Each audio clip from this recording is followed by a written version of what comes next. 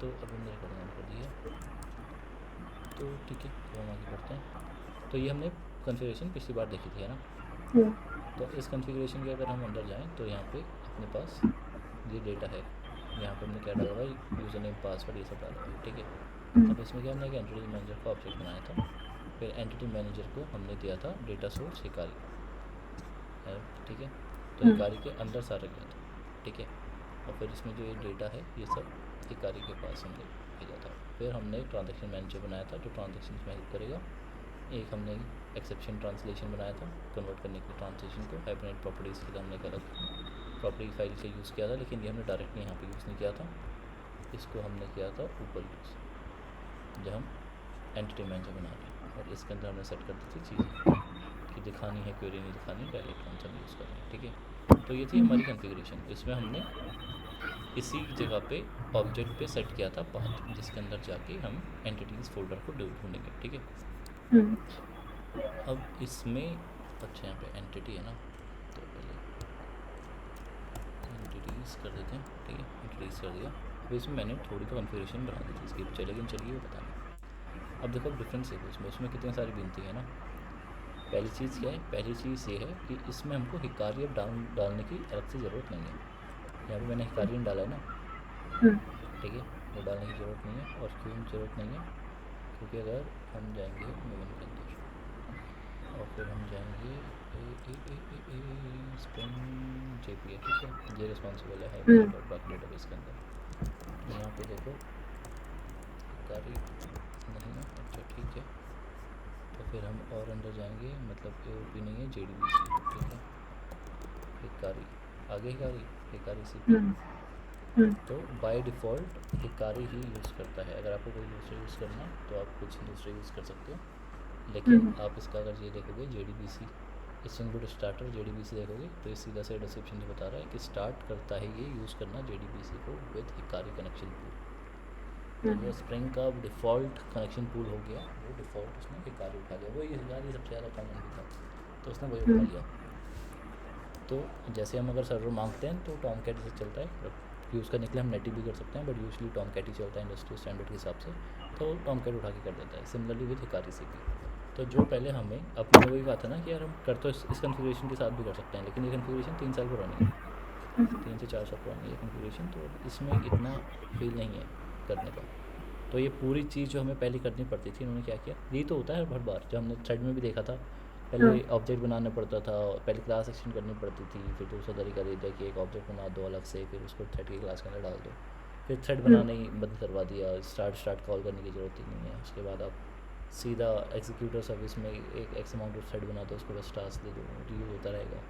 फिर बोला कि आप ये एग्जीक्यूटर सर्विस भी क्यों बना रहे हो, आप खाली कनेक्शन पूल बनाओ बिहाइंड द सीन, आप खाली कंप्लीटेबल फ्यूचर यूज़ कर लो, बिहाइंड द सीन हम ही कनेक्शन पूल बनाएंगे और हम ही आपके लिए यूज़ करवा देंगे सारी चीज़ें।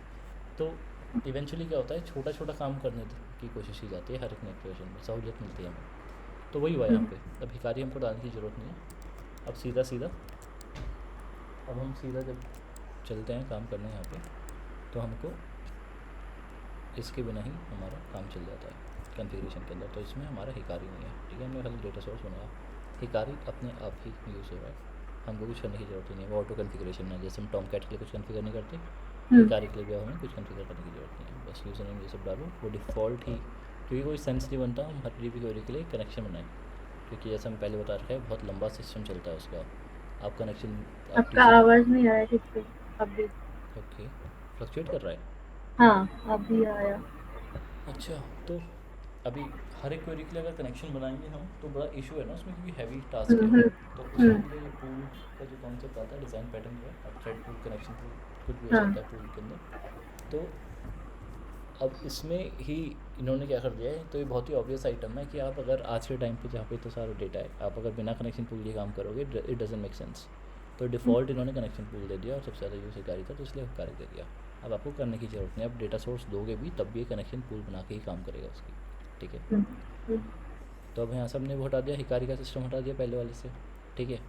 अब देखो, अब यहाँ पे ये जो प्रॉपर्टीज़ हैं डायलेक्ट और इन सब की, ये सब सेम है, ठीक है, दिख रहा है डायलेक्ट की प्रॉपर्टीज़, ये सारी की सारी सेम है, लेकिन इसको यहाँ पे रखने की भी ज़रूरत नहीं है फिलहाल, हम इसको भी हटा सकते हैं, ठीक है, डायलेक्ट को।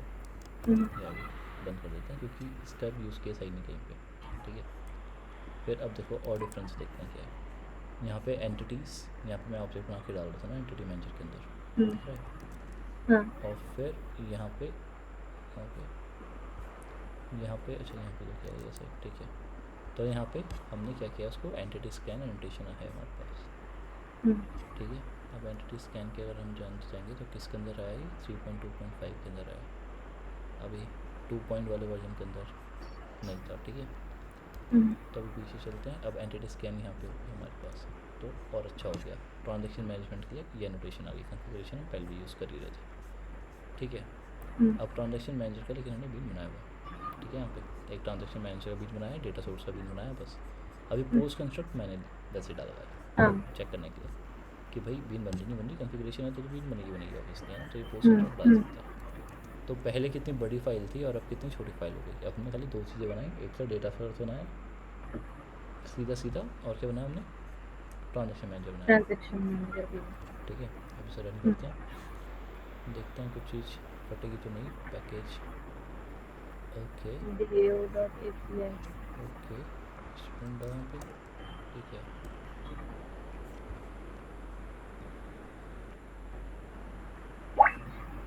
ठीक है, चल गया ना ये।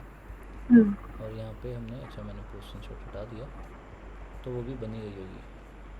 एक सेकेंड, यहाँ पे मैंने एंड पॉइंट्स एक्सपोज कर लिया ना, ठीक है। तो काम करते हैं सीधा एक्चुएटर बीन्स।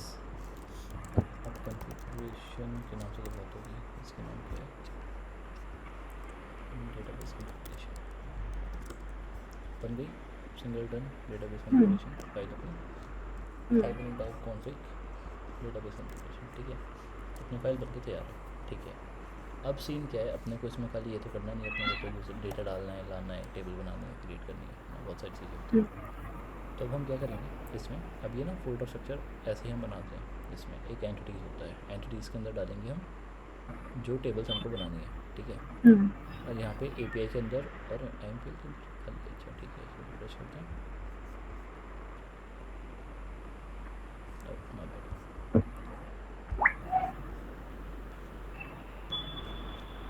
ठीक है। ये हट जाएगा यहाँ से ड्रॉप डाउन, खाली क्यों है और प्लेस बस।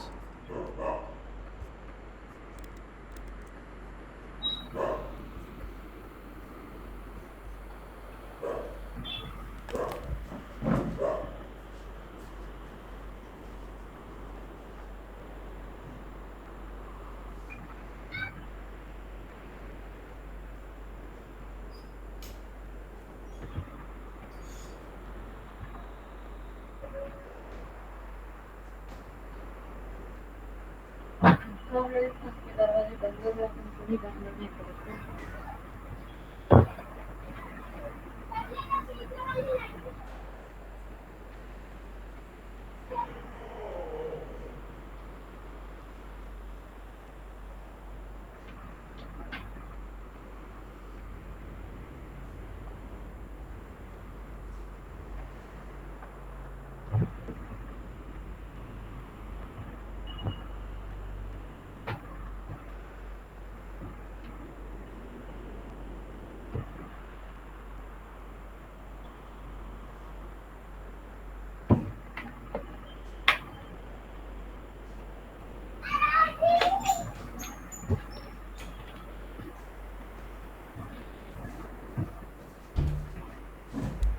Okay I am back.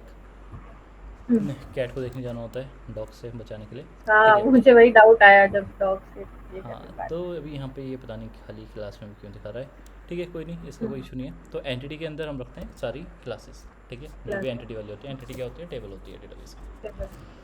तो अभी हम बनाते हैं एक टेस्ट टेबल नाम का, ठीक है, टेस्ट टेबल। अब ORM क्या करता है, ऑब्जेक्ट रिलेशन मैपिंग है ना, जो मेरा यहाँ पे टेबल है इसकी ऑब्जेक्ट बन जानी चाहिए, या टेबल बन जानी चाहिए, है ना। तभी क्या करते हैं, हम इसको रन करते हैं। रन किया तो क्या मेरी टेबल बनेगी टेस्ट टेबल नाम से।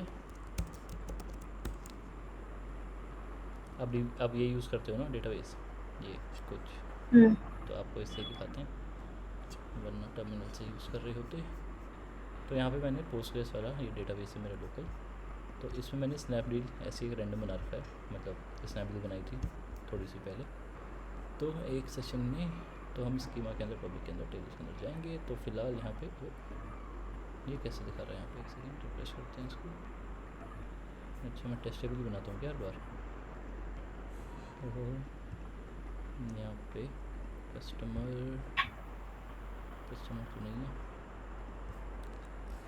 ओके डेटा है पर कस्टमर सर्व करनी है हमें, हम ड्रॉप कर देते हैं table, drop table test table,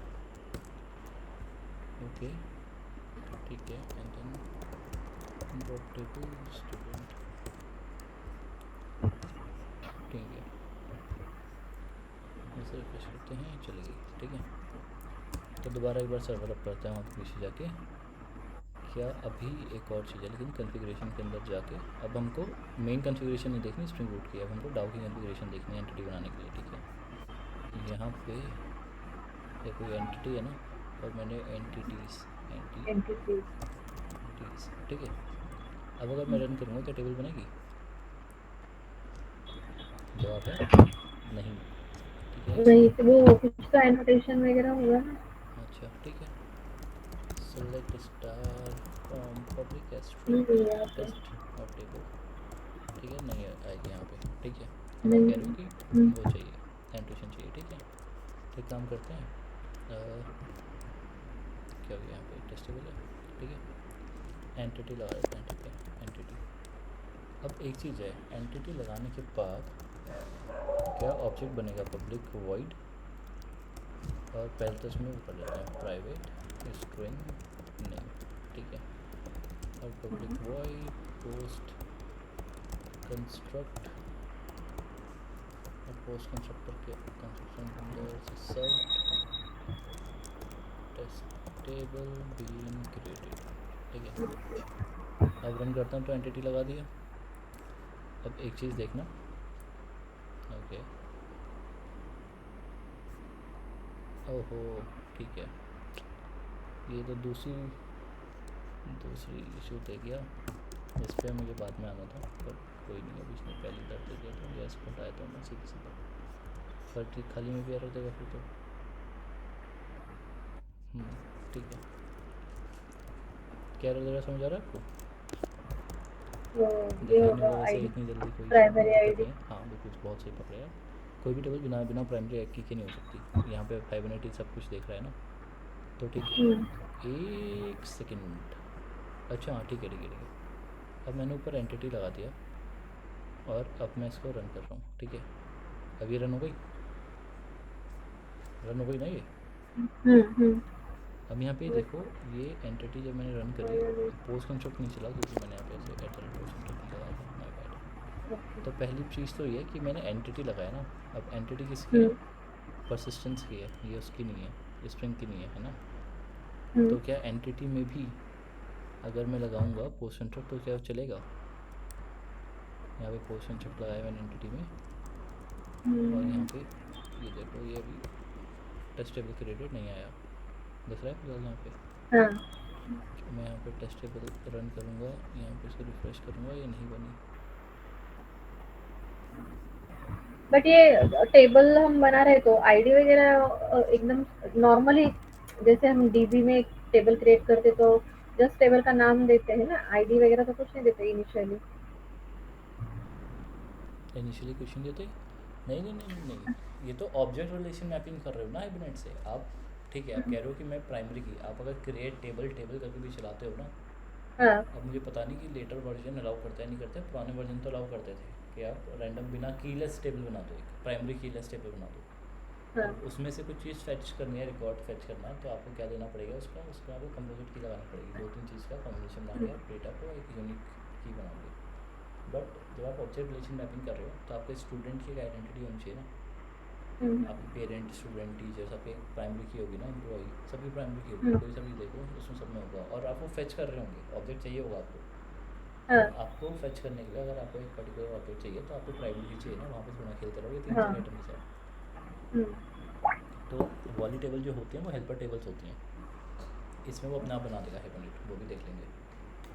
और उसी के चक्कर में हाइबरनेट से हम टेबल बनवाते नहीं हैं, ठीक है। तो ये तो हो गई एक चीज़। अभी हमने देखा कि यार ये एंटिटी है ना, एक बार बस ये और कंफर्म कर लेते हैं, हाइबरनेट एंटिटीज़ कॉम ये और कॉन्फ़िगरेशन, ठीक है। यहाँ पे पूरा पूरा एग्जैक्ट कॉपी पेस्ट, और ये com O R M Hibernate DAO, DAO हमारा बन रहा था, कॉन्फ़िगरेशन फाइल तो हमारी बन रही थी, हमने पहले देख ली थी, ठीक है। अब ये हमारा सर्वर अप आ गया, अप एंड रनिंग, एकदम मस्त है, कोई सीन नहीं। अब यहाँ पे जाके हम क्या करेंगे, अब ये टेस्ट टेबल है, क्या इसकी एंटिटी बनी होगी, और मैं बैठ में गलत आ गया, यहाँ पे एंटिटीज़ होती है ना अपनी, रिफ्रेश करी, टेस्ट टेबल की नहीं है, डेटाबेस कॉन्फ़िगरेशन की है, टेस्ट टेबल की नहीं है, ठीक है। अब सीन क्या है, अब मैं यहाँ पे जाता हूँ, अब इसमें एक चीज़ था जो हमें देखना लगा पाता कि बाय डिफ़ॉल्ट जो है वो हमारा जो ये हाइबरनेट होता है इसका DDL ऑन नहीं होता, ठीक है। तो DDL हमको क्या करना पड़ता है, DDL हमको एक्टिव करना पड़ता है, और एक्टिव पीछे हमने यहाँ पे हमने क्या किया था, DDL एक्टिव, अच्छा यहाँ पे तो, अच्छा DDL रियल लाइफ में तो होता ही नहीं ना, मतलब अगर करना होता तो मैं यहाँ पे डालता, ठीक है, प्रॉपर्टीज डॉट प्रॉप, लेकिन इतने पंगे करने की ज़रूरत नहीं होती ना, आप सीधा सीधा यहीं पे डालते हो।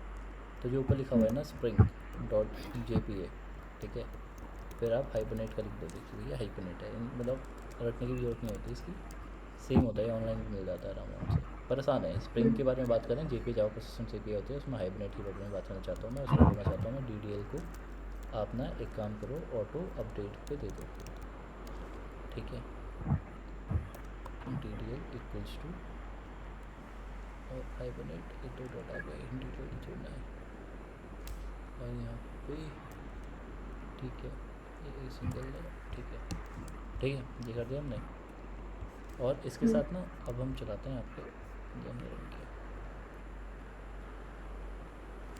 ठीक है। अब देखें जाके कि कुछ हुआ क्या, हमारा क्या DDL एक्टिव हुआ, टेस्ट टेबल यहाँ पे कभी भी नहीं आई। अब देखो यहाँ पे भी इशू है ना, टेस्ट टेबल नहीं आई मेरी, रिफ्रेश आई, और यहाँ पे रन किया, लेकिन मतलब अभी तो चलो आ गई, सब कुछ सही है। Test table does not exist, अच्छा अंडरस्कोर है ना, ठीक है, ठीक है, ये आ गया टेबल। अब यहाँ पे एक चीज़ देखने वाली है, मैंने जो यहाँ पे टेस्ट टेबल लिखा है इसके अंदर स्कोर नहीं है, लेकिन अगर आप कैमल केस में लिखोगे ना, कैमल केस है मेरा, ठीक है, तो इसलिए टेस्ट और टेबल आई है, इसलिए अंडरस्कोर आया। अगर मैं इसको यहाँ पे टेस्ट, अगर मैं यहाँ पे टेस्ट टेबल कर दूँ, ठीक है, और मैं बैठ यहाँ से होना चाहिए, अच्छा ये तरीके से करना पड़ेगा, अगर मैं इसको खाली टेस्ट और टेबल कर दूँ, ठीक है। अब मैं फिर से रन करता हूँ इसे, अब यहाँ पे देखना, जब हम इसको रिफ्रेश करेंगे तो यहाँ पे टेस्ट टेबल आ गई, ठीक है। कैमल केस होगा तो अंडरस्कोर बना के देगा, नहीं है तो नहीं देगा, ठीक है।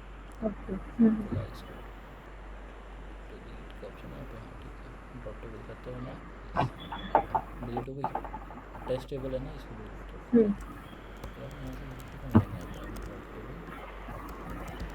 टेस्ट टेबल,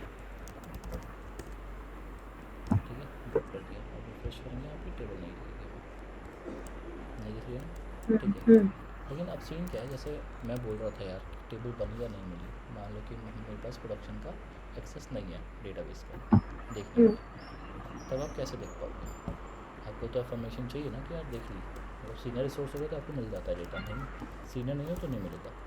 तो उसमें क्या है, यहाँ पे अगर मैं अब इसमें क्या कर रहा हूँ, मैं लॉगिन के बारे में बात कर रहा हूँ, ठीक है, किसकी, हाइबरनेट की, ठीक है। तो और हाइपर यार सबके स्पेलिंग, ठीक है। और मैं क्या कहना चाह रहा हूँ कि जो आप SQL लिख रहे हो ना, उसका लेवल आप डीबग कर दो, और एक क्लास में हम बाकी उसके भी देखेंगे।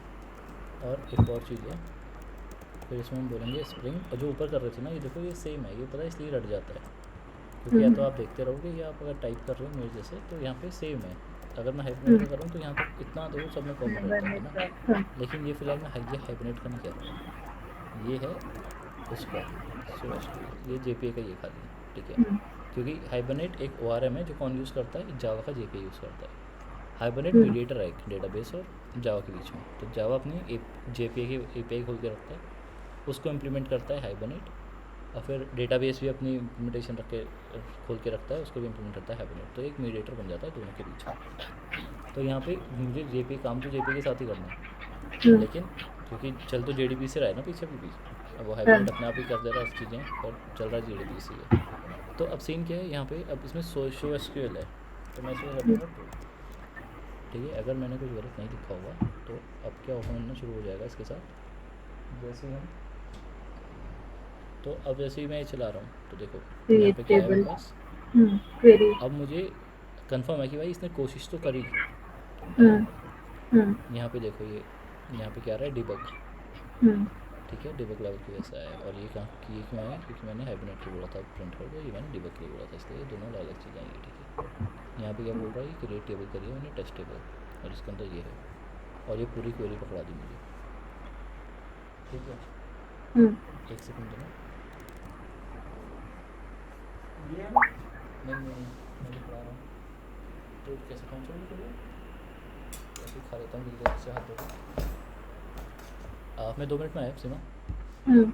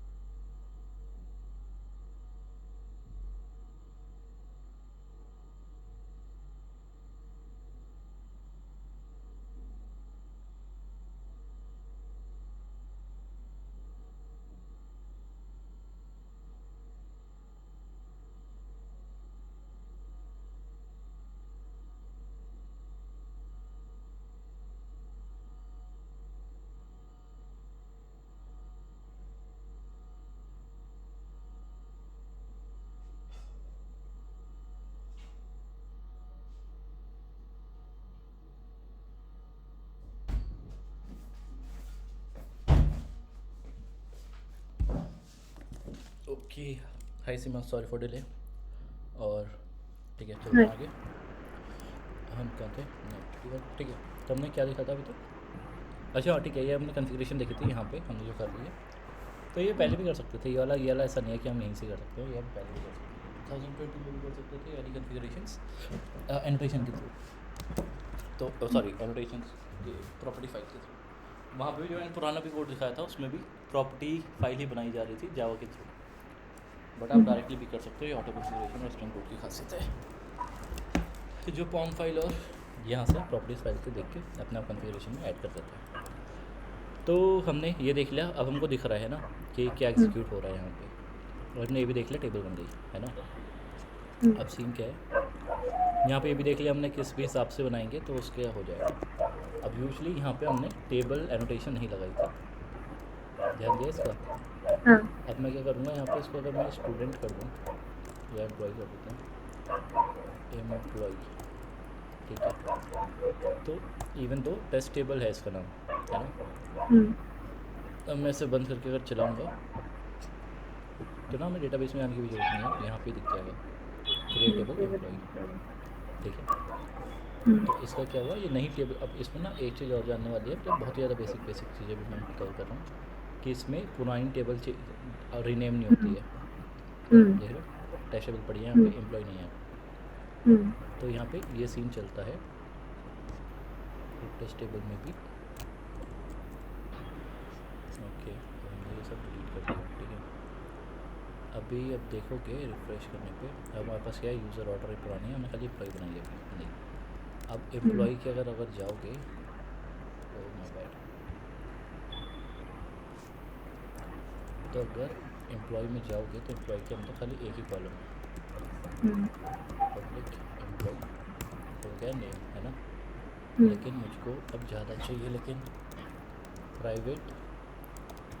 अब मैं यहाँ पे क्या करता हूँ, इसमें स्ट्रिंग आईडी नहीं होना चाहिए, इसमें आईडी होना चाहिए रोल नंबर, यही आईडी होनी चाहिए ना। रोल नंबर का प्राइमरी की होती है सी, और यहाँ पे आईडी नहीं, प्राइवेट इंट ले लेते हैं डबल और रोल नंबर कर देते हैं, ठीक है। अब सीन क्या है, अब हम देख रहे हैं कि अगर मैं अब इसे चलाऊँगा तो क्या पुराना टेबल डिलीट होके नई बनेगी, क्योंकि अब नाम चेंज करते हैं तब अलग आइटम है ना। यहाँ पे नाम चेंज नहीं कर रहा हूँ, एम्प्लॉय पहले से है, यहाँ पे कर रहे हैं हम एक टेबल को मैं चेंज कर रहा हूँ, ठीक है। कॉलम रिप्लेस मार रहा हूँ तरीके से। अगर मैं अब चलाता हूँ, अब क्या होगा, इसमें ऑल्टर टेबल चलिए दिख रहा है ना। अल्टर टेबल अब ये नहीं हुआ है कि इसने वो किया, इसने ऑल्टर करी है, जिसको नई टेबल नहीं बनाई है इसने, ठीक है। तो रोल नंबर कर दिया इसने ना यहाँ पे, लेकिन पीछे देखोगे नेम यहाँ पे भी दिख रहा है ना।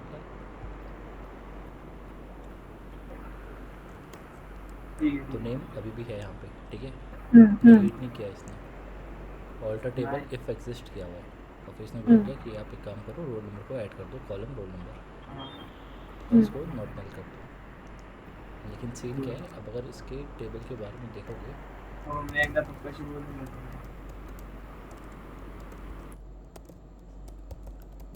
पता नहीं यहाँ पे चलेगा नहीं चलेगा, नहीं चल रहा, ठीक है।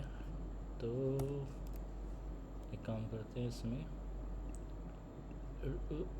एम्प्लॉय के अंदर चलते हैं, कंस्ट्रेंट ये डबल क्लिक करूँगा रेट आ जाएगा ना, हाँ ठीक है। तो यहाँ पे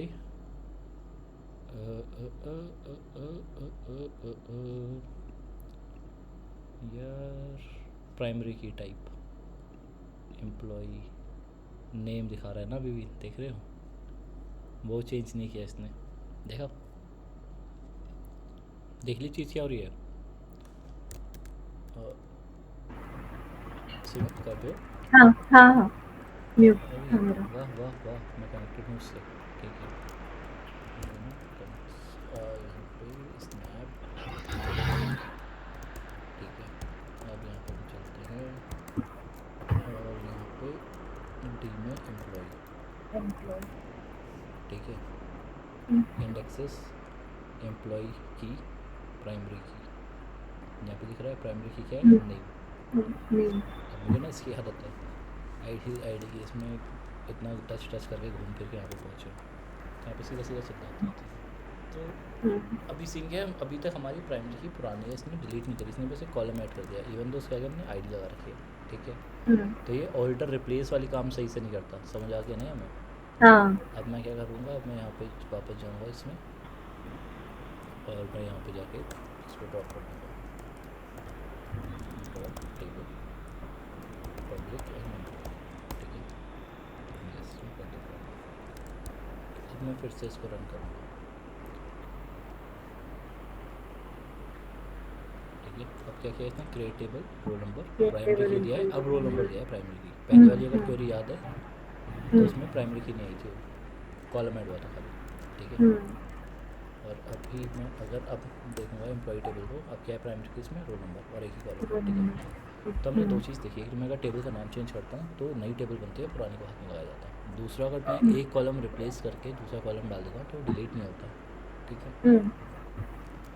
अब तीसरी चीज़ है, क्या मैं एक नया कॉलम डालूंगा फिर क्या होगा, प्राइवेट स्ट्रिंग नेम, ठीक है, @ अब यहाँ पे कुछ नहीं लिखता हूँ, ठीक है, नॉर्मल नाम लिखता हूँ, ठीक है। और प्राइवेट स्ट्रिंग डिपार्टमेंट, ठीक है, दो चीज़ें हो गई, ठीक है। अब मैं वापस इसे रन करता हूँ अब क्या होगा, alter table exist, add column, add column, ठीक है। और ये देखो एक और चली है, ऐड डिपार्टमेंट, ठीक है ना। तो अगर मैं अब इसे चलाऊँगा, और सॉरी ड्रॉप होने वाला था फिर से, उसमें यहाँ पे चलाते हैं, ठीक है। अब क्या आ गया इस पर, roll number, type column roll number, एक ही कोलेशन है इसमें और क्यों नहीं आ रहा, ऑल टेबल इफ एग्जिस्ट, ये रिफ्रेश, सही तो है, ये रिफ्लेक्ट क्यों हुआ ये, रिफ्रेश, और यहाँ पे ओह अच्छा, शिट वो ड्रॉप कर दी थी ना बीच में, तभी क्रिएट होगी वापस, क्रिएटेबल बनाई इसने, ठीक है। और डिलीट कर दी थी ना मैंने, इसलिए उसके बाद दोबारा बन गई। तो क्रिएटेबल इफ एग्जिस्ट चला रखा था ना उसने, अब टेबल ही एग्जिस्ट नहीं कर रही थी तो नया कैसे बनाता, ठीक है। और एक और इसमें अब हम एक और चीज़ है हमारी कि अभी पर हमने ये नहीं देखा, फ़िलहाल तो इसने बना दिया ना, इसने एम्प्लॉय का बना दिया, लेकिन यहाँ पे आपको एक चीज़ ध्यान देने वाली है कि 255 आ रहे हैं, 255। अब हो सकता, अब नाम 255 कैरेक्टर का क्या ही होगा, क्या ही डिपार्टमेंट भी होगा, ठीक है। तो इन सब चीज़ों में इंटरकेसेस में बाद में जाएंगे। तो यहाँ पे वैसे अब यहाँ पे कॉलम है, ठीक है, कॉलम। अब कॉलम में जैसे नेम है ना, मैं चाहता हूँ कि इसको इसका एम्प्लॉय नेम हो गया, कॉलम का नाम एम्प्लॉय नेम, ठीक है। अगर मुझे कुछ चेंज करना है, जैसे टेबल में मैंने अलग अलग कर दिया ना इसके हिसाब से, तो देखो यहाँ पे क्या होगा, alter table references employee, add employee name var 255, मैंने उसमें वो नहीं किया, साइज़ में कुछ इम्पैक्ट नहीं आया, ठीक है। अब अगर एम्प्लॉय को फिर से रन करेंगे, यार इसमें तो फिर डबल क्लिक ये इसलिए पसंद आता है लोगों को, मैं भी ना, इसमें डबल क्लिक का ऑप्शन होता है, इससे खुल जाती हैं चीज़ें, रिफ्रेश डबल क्लिक, ठीक है। तो यहाँ पे क्या हो गया, एम्प्लॉय नेम हो गया, लेकिन अब देखो नेम चेंज नहीं हुआ, दिख रहा है। तो ये जो चीज़ें हैं नेम और बाकी चीज़ों का, तो वो सिस्टम सही नहीं चलता इसके साथ। और इवेंचुअली, और अभी तो हम बहुत ही बेसिक आइटम में घूम रहे हैं, बट और भी चीज़ें हैं। अभी क्या करूँगा मैं, डिपार्टमेंट ना, यूजली डिपार्टमेंट तो रहता नहीं है एक स्ट्रिंग के तौर पे, तो मैं क्या करूँगा, मैं यहाँ पे पैकेज और पैकेज में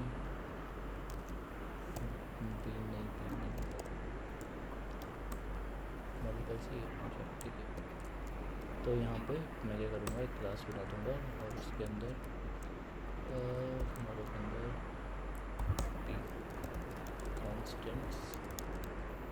कॉन्स्टेंट ना बाहर भी हो जाते हैं लोग, मॉडल के बाहर भी रख देते हैं, तो हम भी बाहर ही रख देते हैं। चलो यहाँ पे पैकेज कॉन्स्टेंट्स, ठीक है। अब कॉन्स्टेंट्स में दो होता है, एक आप इनम रख सकते हो, तो हम अभी इनम ही बनाने वाले हैं, तो इसका नाम रखेंगे हम डिपार्टमेंट, ठीक है।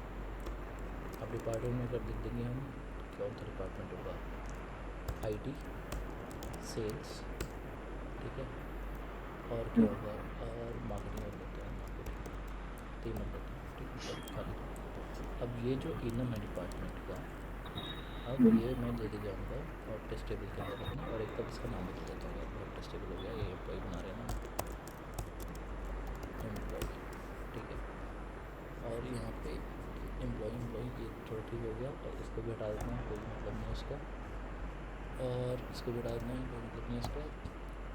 और मैंने क्या किया था, उसको डिपार्टमेंट ले लेते हैं यहाँ पे, डिपार्टमेंट, ठीक है, सही हो गया। पहले ड्रॉप करके आते हैं टेबल, ड्रॉप टेबल एम्प्लॉय, ठीक है। अब मैंने ड्रॉप कर दी, हम रन करेंगे इसे दोबारा। अब ये देखना कि डिपार्टमेंट जो है ना, ये आएगा किसकी तरफ पे आएगा, स्मॉल इंटू चेक, दिख रहा है। तो इसने क्या किया, डिपार्टमेंट का वो उठा लिया, डेटा उठा लिया। अगर हम जाएंगे डिपार्टमेंट का, देखेंगे कि क्या बना है, तो क्या है, डिपार्टमेंट चेक और डाला हुआ है कि greater than zero and department less than equal to. ये क्यों किया है, क्योंकि इसने हमारी एम्प्लॉय वाली टेबल कर वो पढ़ ली, इसमें हमारी इनम क्लास पढ़ ली, उसमें देख लिया 3 एंट्री हैं, तो 0 1 2 इंडेक्सेस हैं, इसलिए देखो डिपार्टमेंट स्मॉल इंट है, स्मॉल इंट मतलब शॉर्ट जावा का, ठीक है। अब सेम काम हम करने वाले हैं। अगर मैं यहाँ पे इंट, यहाँ पे इंट है ना, अब मैं यहाँ पे मान लो मैं लिखूँ प्राइवेट शॉर्ट स्टेटस 1 2 3 4 कुछ हमारा स्टेटस है, तो हम रखना चाहते हैं, बनाना चाहते हैं, ठीक है। अब इससे क्या होगा, मैं बंद करके वापस खोलूँगा, क्या किया इसने, ऑल्टर टेबल इफ एग्जिस्ट है ना। अब रन करोगे, स्टेटस क्या है, स्मॉल इंट, इंटीजर दे रहा हूँ तो इंट आ रहा है। अब आपको जानने की ज़रूरत नहीं है कि कोई स्मॉल इंट एग्जिस्ट करता है, वही खुद ही हमें कर रहा है, ठीक है। अब यहाँ पे देखो 0 से 2 है ना, ये हमारा साइज डिपार्टमेंट का। अभी डिपार्टमेंट में हम डाल देते हैं सेल्स, मार्केटिंग, कंटेंट डाल देते हैं इसके अंदर। और कौन सा डिपार्टमेंट होता है, कॉल सेंटर ले लेते हैं, ठीक है। ये मैंने क्या कर दिया, मैंने 5 कर लिए इसको, कितने से, 2 से, ठीक है। लेकिन अब यहाँ पे देखो, यहाँ पे भी कुछ नहीं हुआ, दिख रहा है, अभी भी क्या ही 0 से 2 ही है, ठीक है। अब अगर इसमें हम, अब क्योंकि इसमें चेक लगा हुआ है, कंस्ट्रेंट है ना, इस 0 से 2 होना चाहिए, आप पंगे पड़ गए। तो अभी तक हम गलतियाँ देख रहे हैं कि इसमें कितनी सारी गलतियाँ हैं। अगर मैं DDL कमांड्स को एक्टिव रखता हूँ तो कॉलम चेंज करता हूँ तो वो चेंज नहीं होता, पुराना डिलीट नहीं होता, नया चेंज नहीं, नया आ जाता है, पुराना नहीं आता। अगर प्राइमरी की चेंज कर रहा हूँ तो प्राइमरी की पुरानी ही रहती है, दूसरा column as a even though उसका क्या आईडी लगी हुई है वो नॉर्मल आ जाता है, खड़ा हो जाता है सीधा सीधा। अभी ये तो बेसिक आइटम है। अभी क्या होता है, अभी 1 to many, many to 1 ये सब रिलेशनशिप होता है ना अपने। तो एम्प्लॉई और मैनेजर, ठीक है। अब मैनेजर भी ऐसा एम्प्लॉई है, ये गलत काम कर रहा हूँ मैं। एम्प्लॉई होता है, कंपनी का होता है, मैनेजर नहीं, मैनेजर भी तो एम्प्लॉई होता है, सेंस नहीं कंपनी, ठीक है। अब मैं यहाँ पे क्या करूँगा, प्राइवेट कंपनी, ठीक है।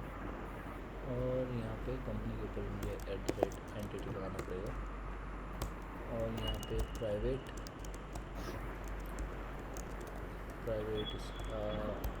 एंड आईडी, और इसके ऊपर प्राइवेट आईडी, और यहाँ पे प्राइवेट स्टूडेंट,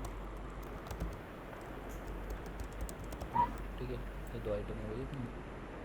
और यहाँ पे मैं कर दूँगा एक एम्प्लॉई है ना, एम्प्लॉई एक है, तो इसकी कंपनी क्या हो सकती है,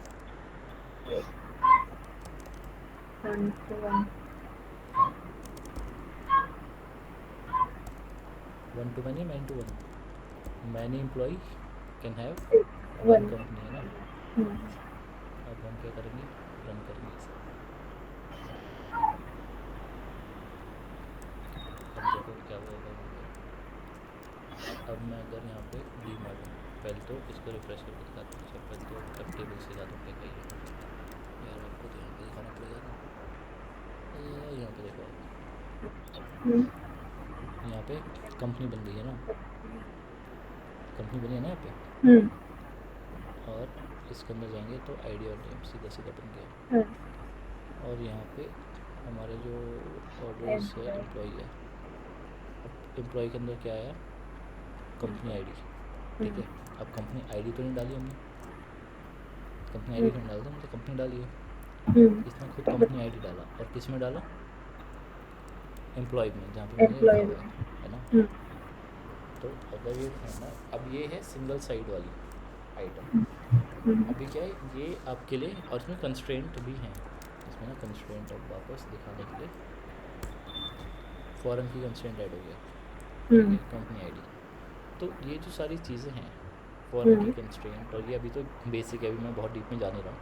तो ये ना बहुत सारी टेबल में क्या होता है, अभी तो इतना ही है, अगर मैं दोनों में मैनी टू मैनी या वन टू मैनी मैपिंग डाल दूँगा और दोनों में डाल दूँगा, अभी क्या मैंने वन साइड ही डाल दिया। अभी अगर मैं दोनों में डाल देता हूँ तो क्या होता है, एक एडिशनल टेबल भी क्रिएट कर देता है, हेल्पर टेबल अपने लिए। अब उस हेल्पर टेबल का काम क्या होता है, वो खाली हेल्प करने के लिए इसकी, मतलब दोनों की मैपिंग बनाने के लिए सेकेंडरी टेबल बनती है। मतलब है तो सही आइटम, क्योंकि वो शिट क्या कहते हैं, नॉर्मलाइजेशन, ठीक है, वो नॉर्मलाइजेशन के लिए फ़ायदेमंद रहती है वो टेबल। वरना आप रिडंडेंट डेटा करोगे तो नॉर्मलाइजेशन के फॉर्म्स होते हैं ना, तो सेकंड फॉर्म और थर्ड फॉर्म को सपोर्ट करने के लिए बनती है, तो वो सही बनती है। अब डेवलपर को नहीं पता वो, तब भी हेल्प कर रहा है, लेकिन ये बेसिक बच्चे डेवलपर के लिए ठीक है, मतलब जो बहुत बड़े मतलब स्केल में काम नहीं कर रहा है। जहाँ पे आपका स्केल इन्वॉल्व हो जाता है ना, और आप किसी तीसरी टेबल के ऊपर डिपेंडेंट हो, आप तो यहाँ पे शार्डिंग करोगे, इंडेक्सेस लगाओगे, दुनिया में गाइडिंग करोगे, लेकिन आपकी जो दूसरी टेबल बनी हुई है उसके ऊपर तो आपका आपका कोई कंट्रोल ही नहीं रहा है। ये तो अपने आप ही सारी चीज़ें डाल रहा है अपनी मर्जी से, और अलग अलग वर्जन अलग अलग के हिसाब से क्वेरी लिखते हैं। तो कोई भी बंदा DDL किसी भी कंपनी में एक्टिवेटेड नहीं मिलेगी, किसी भी कंपनी में DDL एक्टिव नहीं होता अगर वो लोड के साथ काम कर रही है तो। वैसे भी नहीं करना चाहिए, क्योंकि सेंस नहीं है। आप वर्जन चेंज करोगे, इसमें तरीका बदल जाएगा ये अपना लिखने का, तो वो सही नहीं रहता है। आप ना एश्योरिटी के साथ कुछ नहीं कर सकते इसके साथ, तो वो पंगे पड़ते हैं, इसलिए हम इसमें करते ही नहीं है कि हम खुद बनाए टेबल। अभी के लिए तो हम बना दे रहे हैं, लिक्विड बेस और सिमिलर हम वो चीज़ें यूज़ करते हैं इसमें। तो एक तो ये चीज़ देख ली हमने। अब डिपार्टमेंट क्या बनाता है, ये इंटीजर बनाता है ना। अब अगर देखो मैं भी इसमें, अभी हम इसको ड्रॉप करते हैं टेबल को वापस,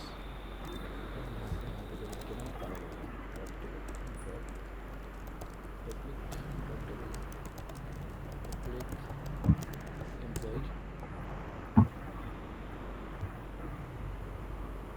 स्पेलिंग गलत है क्या, या तो ये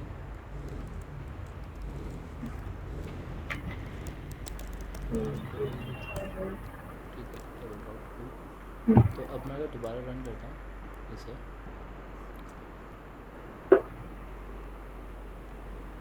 अब देखो, अब ये डिपार्टमेंट का चेक क्या है, 0 से 4। अपडेट करते हुए नहीं कर रहा ये क्रिएट करते हुए चेक लगा रहा है। अब ये चेक जरूरी छोड़ना, और ये पुराने वर्जन्स में नहीं लगाता ये। पोस्टग्रेस 9 के साथ करोगे उसमें नहीं लगाएगा, पोस्टग्रेस 11 के साथ करोगे लगा देगा।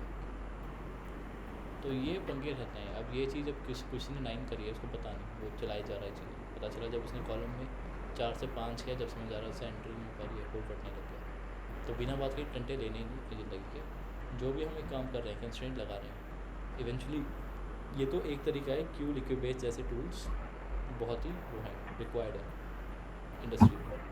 पहले तो हम किसी को बना नहीं दे सकते चीज़ें, क्योंकि उसमें हमको अपनी फाइन कंट्रोल चाहिए कि यार ये कॉलम नहीं होना चाहिए, इंडेक्स ये वाला रहेगा, ऐसे में ये इंडेक्स चले, क्योंकि माइन्यूटली अगर हमको टारगेट करना है तो वो है। ये तो हाइबरनेट तो जनरिक लिख देता है, अभी इसने लिख दिया जनरिक भी 2 0 से 4, इसको लग रहा है ये बेस्ट चीज़ है करने के लिए। लेकिन भाई मैं तो बढ़ाता रहूँगा ना इसको। अभी मैंने 2 के लिए बनाया, क्या पता वो फीचर मैं किसी और के लिए भी निकाल दूँ। डिपार्टमेंट तो ऐसा है, अगर मेरा स्टार्टअप है तो एक ही डिपार्टमेंट है, सभी फाउंडर है, तो कोई डिपार्टमेंट ही नहीं है। तो जब जैसे जैसे कंपनी बढ़ेगी वैसे वैसे एम्प्लॉय आएंगे, टेक लोग आएंगे, टेक कंपनी है तो टेक के लोग आएंगे प्राइवेट में, फिर सेल्स के लोग आएंगे, फिर जब टेक और सेल्स चल रही मार्केटिंग वाले भी लाएंगे, फिर जब टेक सेल्स मार्केटिंग आ जाएगी फिर ऑपरेशन वाले भी चाहिए होंगे इनको, फिर कॉल सेंटर वाले भी चाहिए होंगे इनको, इन सबको मैनेज करने के लिए 4 भी चाहिए होंगे इनको। तो फिर टाइम बढ़ते रहेगी ना, वो जो मेरा ईना में डिपार्टमेंट है वो बढ़ता रहेगा। अब यहाँ पर कंस्ट्रेंट डल गया, तो इसलिए कभी भी हम DDL अलाउ नहीं करते चलाने। अगर किसी ने कर रखा है तो उनको समझ नहीं है, सासुरी बात सीखते हैं जब, हाँ सब ऐसे बोल देते हैं, जो मैंने बताता नहीं ये चीज़ें, मुझे खुद ही नहीं आता होगा, मुझे भी नहीं पता था, मुझे भी बाद में समझ आया। मुझे भी लगता था पहले यार जब खुद बना रहा है तो बनाने दो ना, हाँ। क्यों लोड ले रहे मैं हो? पहले वही आप पहले स्टार्टिंग में ये नहीं बताया था ना, ये जब कॉलम ऐड कर रहे, रिप्लेस कर रहे, हम्म, मतलब उसके पहले आपने बोल दिया ना कि जनरली नहीं करना चाहिए। तो हाँ। मेरे भी मन में वही आया था कि अरे वो बना रहा है ना, तो क्यों नहीं यूज़ करना चाहिए? बट जब भी आपने अरे ये सब एक्सप्लेन किया। अरे खाली ये चीज़ नहीं है ना। अब सीन क्या है, हाँ। मान लो मैं हूँ छुट्टी पे गया हूँ बाहर। देखो सीनियर हुँ, सॉफ्ट मतलब जो टेक लीड होते हैं ना और इंजीनियरिंग मैनेजर, उनकी ज़िंदगी का बस हाँ, एक ही काम है कि हुँ, चीज़ फटनी नहीं चाहिए, डिलीवरी टाइम से हाँ, होती रहे और चीज़ फटनी नहीं चाहिए। हुँ, अब इंजीनियरिंग मैनेजर चला गया कहीं घूमने, ठीक है। अब पीछे टेक लीड भी नोटिस पीरियड में है, कोड मर्ज करके हुँ, लाइव कर दिया किसी ने, जहाँ पे एक कॉलम ही ऐड हो गया। जब कॉलम ये हाँ, ऐड होता है डिफ़ॉल्ट वैल्यू भी जाती है ना। तो हुँ, अगर मैंने इसमें डिफ़ॉल्ट वैल्यू डाल दी किसी कॉलम में साथ में, तो पूरी हुँ, टेबल पे लॉक लग जाता है। अब depending on the size of records the table has, वो लॉक घंटे या दिन का भी लग सकता है। और हुँ, अगर वो मेन टेबल रही, जैसे अगर कुछ हाँ, ऑनलाइन टेस्ट प्लेटफॉर्म है तो रजिस्ट्रेशन की हो जाएगी, या हुँ, लॉगिन अगर है तो आप लॉगिन करोगे जब भी करोगे, या पेमेंट सबसे इंपॉर्टेंट, पेमेंट में फटा दो तो भाई पिटाई होती है बहुत अच्छी। तो हुँ, सबसे क्रिटिकल इसलिए पेमेंट ही कहता हूँ, पेमेंट रखनी चाहिए। तो अब सीन क्या है, अगर आप कहीं घूमने चले गए, मान लो किसी भी रीज़न की वजह से कि किसी ने ऐसा कोड एक नया कॉलम ऐड करके डाल दिया, उसे नहीं पता कुछ भी, तो भाई आपकी टेबल रुक जाएगी, डेटा आना हट जाएगा, कुछ भी हो सकता है ऊपर नीचे, तबाही हो सकती है अच्छी खासी। तो वो काम करता ही नहीं है। गलती से हुँ, चला गया मान लो, कोड रिव्यू नहीं हो पाया, कोई नोटिस पीरियड में नहीं आया, कोई जानबूझ के नहीं कर रहा है, गलती से चला गया, उससे टाइप हो गया, उसको हुँ, यहाँ का नेम उसका गलती से यहाँ पे नेम में ऐसे कुछ कुछ ऐसे दब गया उससे, है ना, और उसने किसी ने ध्यान हुँ, नहीं दिया, वो लाइव हो गया। तो भाई ये तो पूरा नया कॉलम क्रिएट कर देगा ना, इसमें पुराना भी रहेगा, एक नया कॉलम बन हुँ, गया। तो अब बिना बात के ऐसे पंगे लेते ही नहीं है, तो ये बहुत ही गलत आइटम है अगर कोई अलाउ करता है ये बनाना। अभी हम इसलिए यहाँ पे बना लेते हैं क्योंकि हम सीख रहे हैं, बट रियल लाइफ में हुँ, कभी नहीं बनाना होता, और ये कोई बताता भी नहीं है। ऑनलाइन भी अगर ट्यूटोरियल देखोगे ना किसी के भी, चुपचाप आगे बता के चल जाएंगे क्योंकि खुद नहीं पता उन्हें। मेरा भी कटा था, यही तो सीन है, इसलिए ना हर का कटता रहता है। हाँ, फिर जब काम करने बैठते हैं ना, इसलिए इसलिए ना फिर डिससेटिस्फेक्शन भी आती है। जैसे कोर जावा हुँ, भी है, बहुत सारी चीज़ें हैं जो हमें पता ही नहीं हम कर क्यों रहे हैं। जो ये ऊप्स है, ऊप्स डिज़ाइन पैटर्न्स के लिए है। आप हुँ, जावा पढ़ ली, कोई भी डिज़ाइन पैटर्न नहीं आता, फिर जब काम करने आते हैं जब पता अरे ये कैसे हो रहा है, अरे ये तो इंटरफेस से मैं कॉल कर रहा हूँ, ये हुँ, इंटरफेस से मैंने हिट कर दिया, अरे ये मेथड तो एब्स्ट्रैक्ट है, कहाँ से आ रहा है मेथड, कहाँ से हो गया ये। तो अब वो एक्सपोज ही नहीं करते चीज़ों को। अगर आपने हुँ, कोई भी डिज़ाइन पैटर्न नहीं किया और आपने ऊप्स कर ली तो सेंस नहीं बना रहा। सिंक्रोनाइज हुँ, पढ़ाते हुए खींचे जा रहे हैं, जॉइन पढ़ाते हुए खींचे जा रहे हैं, और ऐसा नहीं कि मैं मुझे भी पढ़ाया था सेम चीज़। जब मुझे काम हुँ, करना है तो लॉक से ही करना पड़ा ना। अब वहाँ हुँ, पे फिर टेंशन होती है कि भाई ओरेकल वालों को पैसे दिए, सीखा, अब तुम तो ओरेकल वाले हो सालो, तुम तो सही पढ़ाओ। सबसे बड़ी हुँ, दिक्कत, पढ़ाई उससे रहे जिनकी है, और तुम भी नहीं पढ़ा सकती चीज़ें लेटेस्ट, तुम भी ऑब्सोलीट चीज़ें पढ़ा रहे हो। तो अगर दोबारा ही मुझे सब कुछ पढ़ना है तो डजेंट मेक सेंस। कम पढ़ा लो लेकिन ऐसा पढ़ाओ कि भाई मज़ा आए। तुम हुँ, तो चाहे थ्रेड भी मत पढ़ाओ, छोड़ दो कि खुद पढ़, कोई दिक्कत नहीं है, पर जितना पढ़ा रहे हो उतना उस ढंग से करवा दो। हुँ, तो वहाँ पे फिर बिल्कुल ही अजीब हो जाता है बंदा। तो अभी हमने देखो बेसिक देख लिया है ना, आईडी के बिना टेबल नहीं क्रिएट होगी, ठीक है। हाँ, अभी हम जब इंसर्ट करने आएंगे ना तो देखो कहाँ पे दिक्कत आएंगी अभी भी। तो अब इंसर्ट के लिए हम कैसे करते हैं, देखो मैं एक हुँ, रेफरेंस दिखाता हूँ। ये वही है, एक वर्किंग एपीआई है। तो यहाँ पे एंटिटीज़ हमने देखनी है, हमने इसे एंटिटीज़ में डाली है, ठीक है। अब एंटिटीज़ के भी तरीके होते हैं करने के ना, जैसे मान लो कि एक बेस एंटिटी हमने बना दी, ठीक है। हुँ, अब बेस एंटिटी क्या करेगी, इसके अंदर दो चीज़ डाल दी, created date and modified date. हुँ, खाली दो चीज़ डाल दी, ये तो सब में सब टेबल के लिए जनरिक आइटम है ना ये। मैं कोई सा हाँ, भी टेबल बनाऊँ तो उसमें क्रिएटेड और मॉडिफाइड डेट मुझे चाहिए होती है हुँ, मोस्टली, हाँ, कि यस, कब अपडेट किया मैंने और कब उसको बनाया है। बहुत काम आती है ये चीज़। हुँ, तो अगर ये चीज़ मैंडेटरी है, हर में डालनी है, तो इसको रिपीट क्यों करनी बार बार। हुँ, तो यहाँ एक पे सीधा हुँ, जेसन भी क्यों डाला मैंने, अच्छा ओह वाह, मैंने यही डाल दिया था क्यों। ठीक है, ये जेसन भी वाला इग्नोर कर देना अभी, ये हुँ, हाइबरनेट की एक पर्टिकुलर डेटा टाइप के लिए है, तो इसको हटा दो, ये भी आपके काम का नहीं है। तो अब ये जो है यहाँ पे सुपर क्लास, यहाँ पे मैप सुपर क्लास करी हुई है ना यहाँ पे। अब हुँ, जो ये मैप सुपर क्लास है, वनीसा ही है क्या या कोई नहीं गया है, अरे वनीसा को नहीं, उम्मीद थी अभी तक चल रही हाँ, होगी क्लास। ये हाय फिर वनीसा। हाय अभिषेक। ठीक है, तो अभी हम, सही है आप आ गए। तो ये जो मैप्ड है ना, तो ये मैप्ड सुपर क्लास जो है, तो इससे हाँ, क्या होता है, हम जब भी किसी भी से कोई भी लॉन्च लेते हैं ग्रुप पे, तो जो ग्रुप क्लास है मेरी, इसमें मैंने बेस एंटिटी एक्सटेंड कर दी। हुँ, ओके। तो इसके अंदर भी दो पैरामीटर आ गए, फिर तो ये टेक्स्ट ग्रुप वाला। भी बन जाएगा मेरा, ग्रुप के अंदर भी 2 कॉलम ऐड हो जाएंगे। लेकिन हम्म, वो हों इसके लिए आपको क्या करना पड़ेगा, इसके ऊपर मान लो एंटिटी एनोटेशन लगा लो ये, ठीक है, मैप शो हम्म, और एंटिटी नहीं लगाना पड़ेगा, एंटिटी लगाओगे तो टेबल बन जाएगी। ठीक है, अभी तो ये, अब इससे पहले एक और चीज़ दिखाते हैं। मान लो आपको कुछ डेटा प्रोसेस करना है इसके अंदर, ठीक है। अभी तक तो ये देख लिया हमने कैसे कितना मेमोरी है ना, तो अब फिर से मैं इसको ड्रॉप कर देता हूँ टेबल को, ठीक है। अब मुझे यहाँ पे एक कॉलम है, मान लो मुझे प्राइवेट और स्कोर करना है, स्कोर लिखना है ना, salary, total salary, total salary, total salary, cost, integer वगैरह काउंट कुछ कर दिया, डबल। ठीक है, प्रिंट कर दिया, ठीक है। नहीं, मान लो ये एक डेटा है, इसमें मैं रखना चाहता हूँ किस एम्प्लॉय की कितनी सैलरी लेके गया है वो अभी तक ना, तो मैंने ये कर दिया, बना दिया। अभी मैं इसको अगर रन करूँगा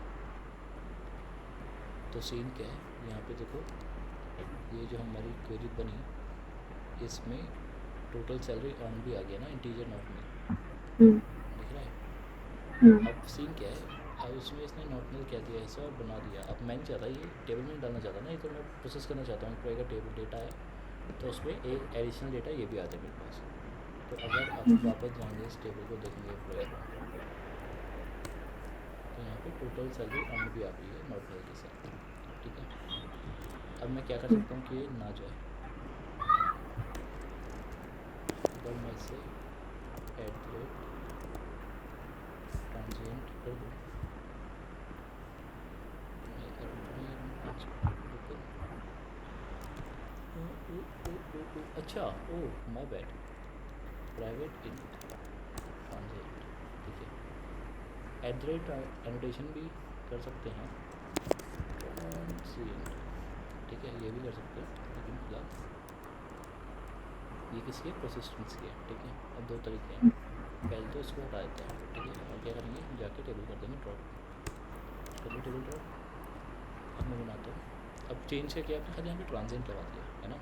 अब ट्रांजिएंट लगाने से अब ये देखो क्या हुआ है, दिख रहा है कहीं पे सैलरी लिखी है, एम्प्लॉय टोटल सैलरी,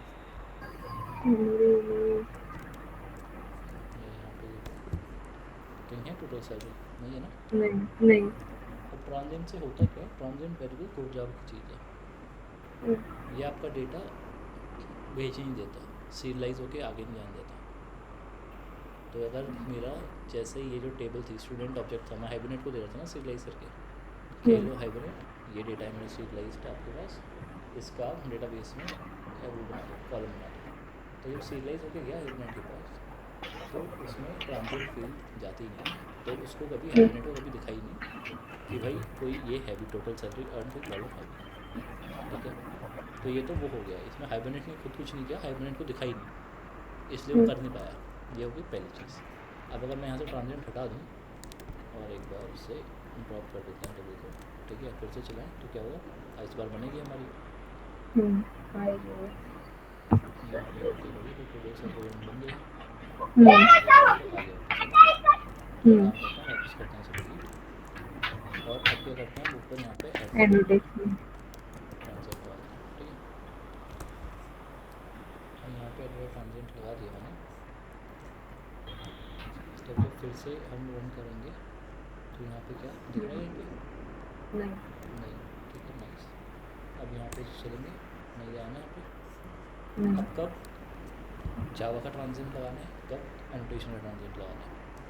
अगर आपको खाली हाइबरनेट से रोकना है उस चीज़ को, लेकिन नेटवर्क कॉल में देना है, मतलब जो API कॉल्स होती है उसमें देना है, खाली हाइबरनेट के अंदर डेटा में डेटाबेस में जान देना है, तब मैं क्या यूज़ करूँगा, एनोटेशन ट्रांजिएंट, ठीक है।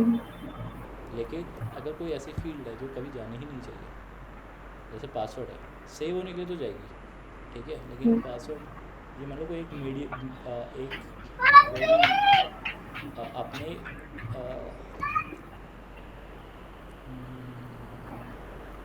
आपने कोई डेटा बना रखा है, हेल्पर डेटा जो प्रोसेस होके काम चला रहा है, ठीक है, उसके अंदर आपने डाल दिया कोई सेंसिटिव इन्फॉर्मेशन, आपको वो नहीं भेजनी, कहीं पे भी नहीं भेजनी, आपको उस डेटाबेस से लाके फैच करना है और फिर उसको इवेंचुअली आपको कहीं किसी को भी नहीं देनी, बस आपको API के में पास करता रहना है, बट आपको किसी को उसको वो नहीं करना, भेजना नहीं है आगे उसको, तो उस केस में आप क्या करोगे, ट्रांजेंट की पे लगा दो, क्योंकि ट्रांजेंट क्या कर रहा है, ट्रांजेंट कभी भी जितनी बार भी वो सीरियलाइज होगा कभी डेटा जाएगा नहीं। तो जब हम जैसे मैं जब रिटर्न करके स्ट्रिंग वापस करता हूँ, याद है कि हमने बनाई थी एक API बनाई थी अभी, तो स्ट्रिंग वापस आ रही थी है ना वहाँ पे। अब स्ट्रिंग इसको फिर पता है जावा की स्ट्रिंग क्या है ब्राउज़र के लिए, या जावा की स्ट्रिंग क्या है टॉमकैट के लिए। चलो टॉमकैट तो फिर भी सबलेट कंटेनर है, लेकिन TCP के लिए क्या है, वो TCP के लिए तो कुछ नहीं है ना, वो तो 0 1 0 1 दिखेगा, नेटवर्क तो 0 1 दिखेगा, उसको क्या मतलब जावा का क्या है स्ट्रिंग। तो जब मेरे नेटवर्क के थ्रू कोई भी चीज़ कॉल ट्रैवल करती है नेटवर्क के अंदर, तो वो सीरियलाइज होकर ही करती है, 0 1 की फॉर्म में करती है। और ट्रांजिएंट जो है वेरिएबल है जावा में, उसमें जो भी वेरिएबल विद एनोटेट होता है ट्रांजिएंट के साथ, उसमें सीरियलाइज ही नहीं करता, वो 0 1 में कन्वर्ट ही नहीं होता कभी ट्रैवल करने के लिए। तो वो जब यूज़ करना है जब आपको हर जगह से रोक देना है, जब आपका मेन मुद्दा है कि आपको सीरियलाइज ही नहीं करना, कहीं पे भी नहीं जाना चाहिए। आपने यूज़ किया, आपने यूज़ करके काम कर लिया, ठीक है, आप ख़त्म, जावा के अंदर ही रहेगा, काम खत्म। Intermediate data pre process data करके जब भी हमें यूज़ करना होता है तो हम कंटेंट वेरिएबल्स बनाते हैं, उसमें हम डेटा होल्ड करके यूज़ करके ख़त्म कर देंगे, क्योंकि वो कहीं कभी भी नेटवर्क से जाएगा नहीं, तो आपकी मशीन सब कभी छोड़ के वो बाहर जा नहीं पाएगा। तो ये फ़ायदा होता है। लेकिन अगर आपको खाली हाइबरनेट से बचाना है तो आप एनोटेशन यूज़ कर सकते हो @, ठीक है। अब ये कभी उसके अंदर नहीं जाएगा, लेकिन API में अगर भेजना चाहते हो टोटल सैलरी तो चल जाएगा, लेकिन डेटाबेस में कभी नहीं जाएगा। ठीक है, अब ये एक और चीज़ हो गई। अब एक काम करते हैं इसके अंदर, अब एक वो बनाने की कोशिश करते हैं जो मैं पहले ही बताना चाह रहा था कि अब हम बनाएंगे रिकॉर्डिंग चालू है ना? क्या। रिकॉर्डिंग चालू है ना? हाँ हाँ, रिकॉर्डिंग हो रही है। हाँ।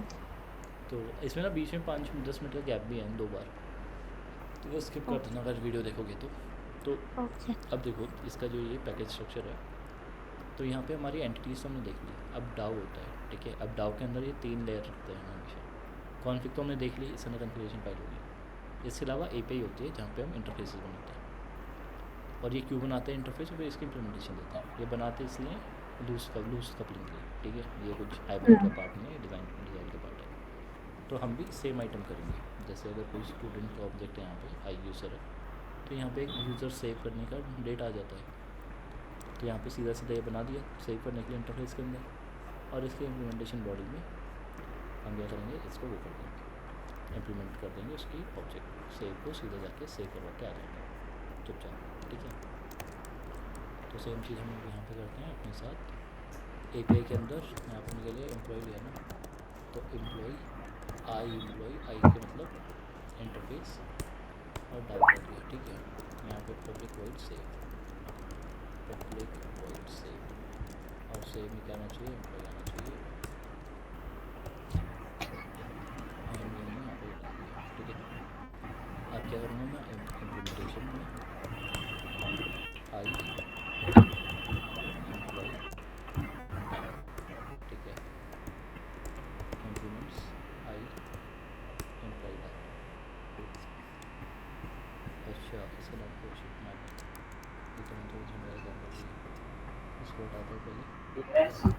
यहाँ पे आई नहीं आएगा, यहाँ पे तो क्लास नॉर्मल आएगा, ठीक है।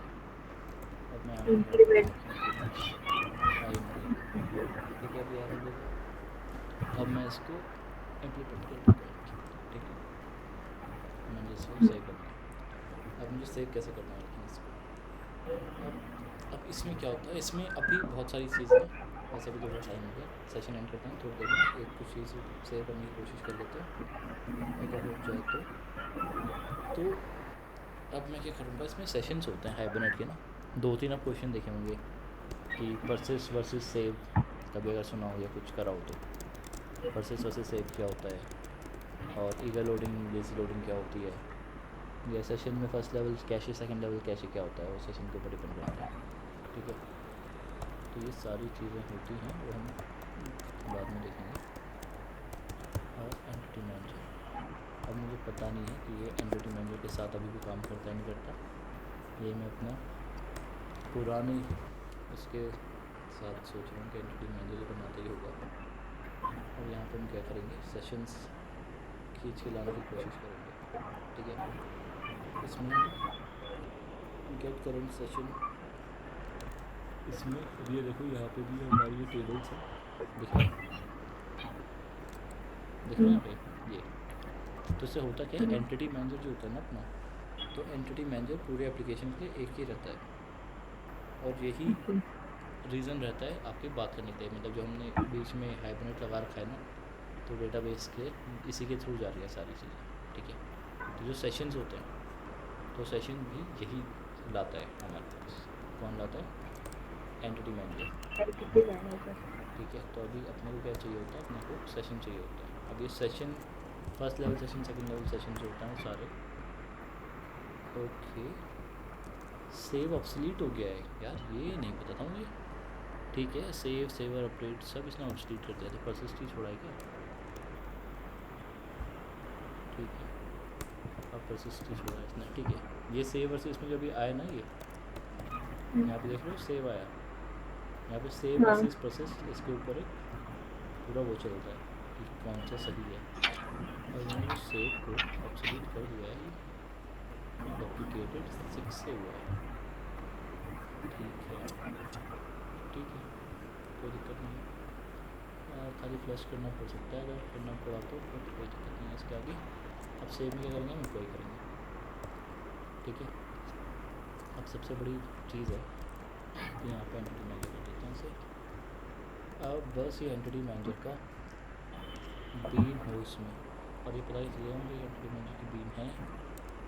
यहाँ पे सीधा सीधा ढूंढने चल जाता हूँ पर रिफ्रेश करके एंटिटी मैनेजर है तो एंटिटी मैनेजर, लेकिन ये पूरा एंटिटी मैनेजर व्यू एक्सपेक्टर की है।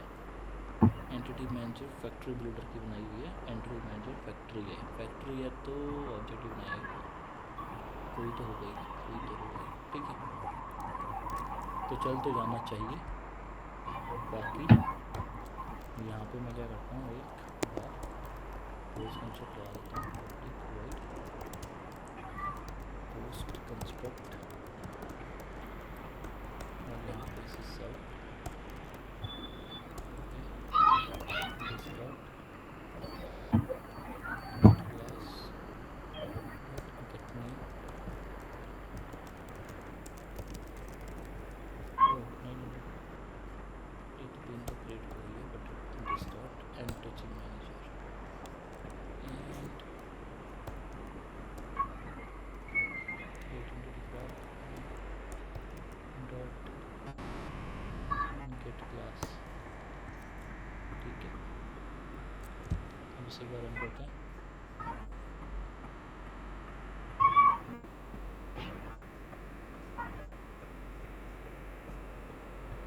ओके, अच्छा क्या कर रहा हूँ मैं भी यहाँ पे, ओके।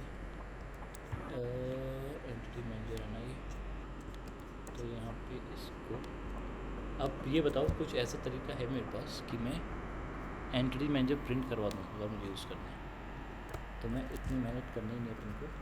सीधा सीधा हम क्या करेंगे, यहाँ पे एम्प्लॉई जो चीज़ मैंने उसके अंदर रखी थी,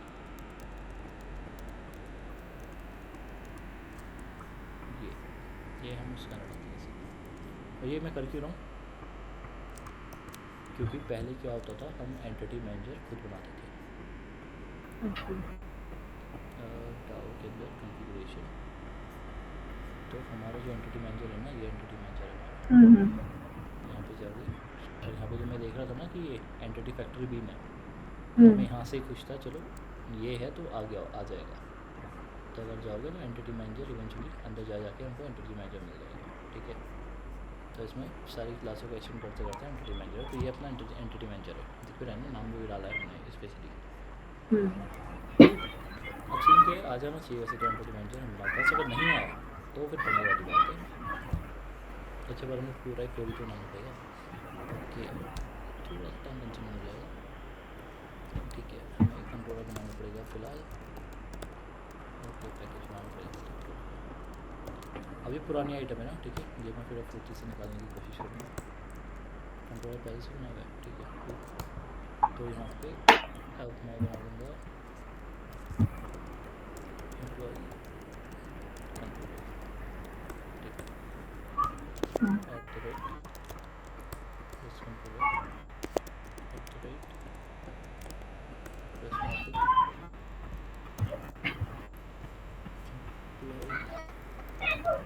@ ब्रेक वॉइड सेव, और यहाँ पे @post mapping save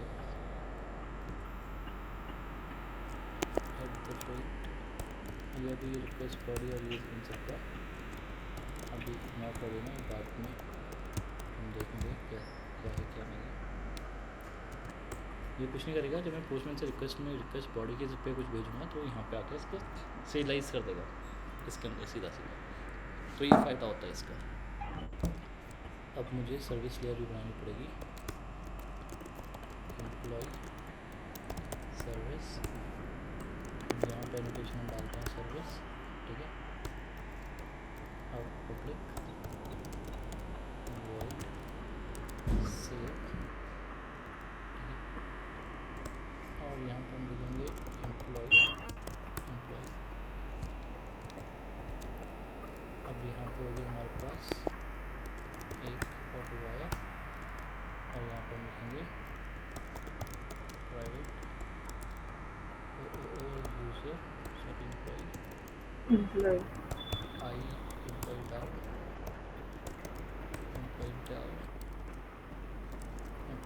save, and इस सर्विस को लेके जाएंगे कंट्रोलर पे, और कंट्रोलर में प्राइवेट एम्प्लॉय सर्विस @wair, ठीक है। अभी यहाँ पे करनी है, इसे सर्व कर लेते हैं पहले, एम्प्लॉय ऑब्जेक्ट क्या है एम्प्लॉय के अंदर, यहाँ पर मैं इसमें पोस्ट में डाल देता हूँ, और क्या बचा, ठीक है। तो हम क्या करेंगे, एम्प्लॉय सर्विस डॉट से, ठीक है यहाँ तक। तो हम क्या कर रहे हैं, डाउ से लेकर यहाँ तक पहुँचे। अब लेकिन एक सीन है कि अपना आपके अंदर अब नोटिफिकेशन चाहे ठीक है, ठीक है। अभी तो फिर बेसिक क्लास करेंगे तो यहाँ पे घूमता रहेगा, ठीक है। अब लेकिन इसमें एक चीज़ है देखने वाली जो हमने नहीं ध्यान दिया कि जब मैं API में गया, इम्प्लीमेंटेशन में गया, कोई सा भी क्लाइंट डाउन किसी में जाऊँगा तो यहाँ पे रेपोजिटरी लिखा हुआ है, इसमें ध्यान नहीं दिया, मैं तेज़ी से कर रहा हूँ अगर मैं भी। तो हमारी जो हमने यहाँ पे डाउ बनाया है एम्प्लॉय, क्या होती है, रेपोजिटरी होती है।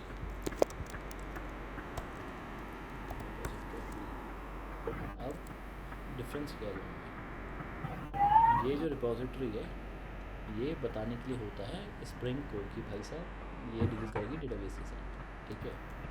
फिर एंटिटी में क्या है, एंटिटी जो हमारी होती है, ये एंटिटी हाइबरनेट को बताने के लिए नहीं होती, ये हमारी ये स्प्रिंग को बताने के लिए नहीं होती, ये हाइबरनेट के लिए होती है, और जावा को डेटाबेस से कनेक्ट करने के लिए होती है। इसके बीच में इसमें कोई नहीं है लिंक स्प्रिंग का। स्प्रिंग बूट हाँ कनेक्टर बीच में कर देता है, ऑटो कॉन्फ़िगर कर देता है, उसके लिए यूज़ होता है, बट हमको अगेन हाइबरनेट के साथ यूज़ करने के लिए स्प्रिंग की ज़रूरत नहीं है। जावा हाइबरनेट आप डायरेक्टली भी सीधा भी यूज़ कर सकते हैं, ठीक है। मतलब टारगेट और रिटेंशन एनोटेशन के साथ एलिमेंट टाइप में एनोटेट कर देते हैं। दोबारा बोलो और थोड़ा तेज। हाँ, ये जो टारगेट है ना, टारगेट एनोटेशन, हाँ ये यहाँ पे हाँ, ये टारगेट तो ये एनोटेशन बनाने के तरीके हैं, ये कहाँ पे टारगेट करना है, कब टारगेट करना है, ये तो अरे ये तो मैं इसके अंदर घुस गया, एनोटेशन के अंदर गया मुझे। तो एनोटेशन इस तरीके से हम एनोटेशन बनाते हैं, ये बताना पड़ता है ना कब यूज़ होगा, ये रन टाइम में यूज़ होगा, किस पे यूज़ होगा, टाइप्स पे होगा, मतलब और भी बहुत सारी चीज़ें होती हैं इसमें बताने के लिए। डिफ़ॉल्ट क्या होगा सब डाला हुआ है ना, ये तो एनोटेशन बना रहे हैं। अब इनकी भी इम्प्लीमेंटेशन होती है, फिर यूज़ केसेस होते हैं, मतलब वो अलग है। अब ये जो एनोटेशन है अपना एंटिटी, अब ये तो क्या है, ये अंदर जाएंगे तो आपको आता है बनाना, ये एनोटेशन बनाना हाँ आते हैं, आता है। तो बताओ भी क्या क्या होता है। वो जो आईडी वो है ना, उसे प्राइमरी की लिया जाता है, और जो टारगेट है हम यहाँ बता रहे हैं ना, आईडी के थ्रू टारगेट एलिमेंट बन जाता है। नहीं नहीं, मुझे एक आप वो बताओ, क्या कहते हैं, एक एक अपनी स्क्रीन शेयर करके एक वो बना के दिखाओ, एनोटेशन एनोटेशन आप उसको यूज़ करो अपने कोड में, कोड जावा में। फिलहाल लैपटॉप यूज नहीं कर रही हूँ। फ़ोन से आए हो? अच्छा ठीक है, क्या? फ़ोन से यूज़ कर रहे हो हाँ अभी? हाँ हाँ। ओके, तो कभी बना के यूज़ किया है खुद या खाली पढ़ा है? हाँ थोड़े यूज किए थे। कहाँ पे? मतलब थोड़ा छोटा सा एप्लीकेशन ट्राई किया था मैंने। तो आप डायरेक्ट बना दिया था, इससे काम चल गया था जो बोल रहे हो खाली उससे? हाँ ट्राई किया था, लेकिन जब मैं पोस्ट चला था वो नहीं चला था? जैसे मान लो कि मैं चाहता हूँ, सी एंटिटी है ना ये, मैं एक एंटिटेशन नहीं बनाना चल। चाहता हूँ कि यहाँ पे मैं लिख दूँ हम्म कि इस क्लाइंट, है ना, हम्म मैं इस हम्म क्लाइंट लिख दूँ। अब हो क्या हम्म। कि अब इस क्लाइंट से चेक हो जाए ये आईडी जो है इसकी कोई क्लाइंट एग्जिस्ट करता है नहीं करता है। जैसे नहीं कर।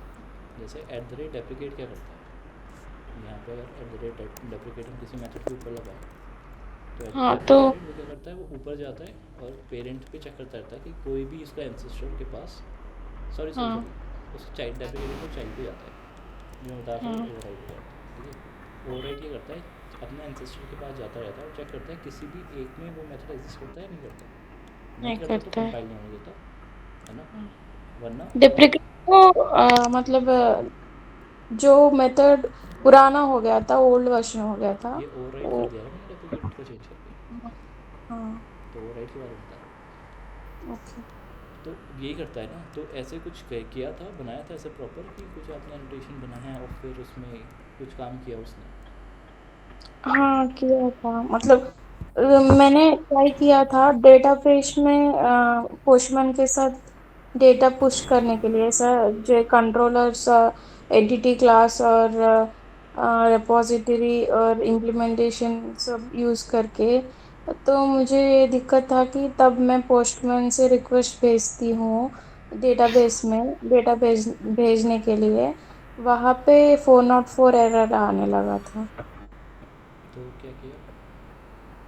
हाँ अरे मैं कोई बात रिजॉल्व नहीं, करना। मतलब बात ये है, जब आप कह रहे हो ना आपका एनोटेशन काम कर रहा था, तो एनोटेशन की पूरी इम्प्लीमेंटेशन देनी पड़ती है।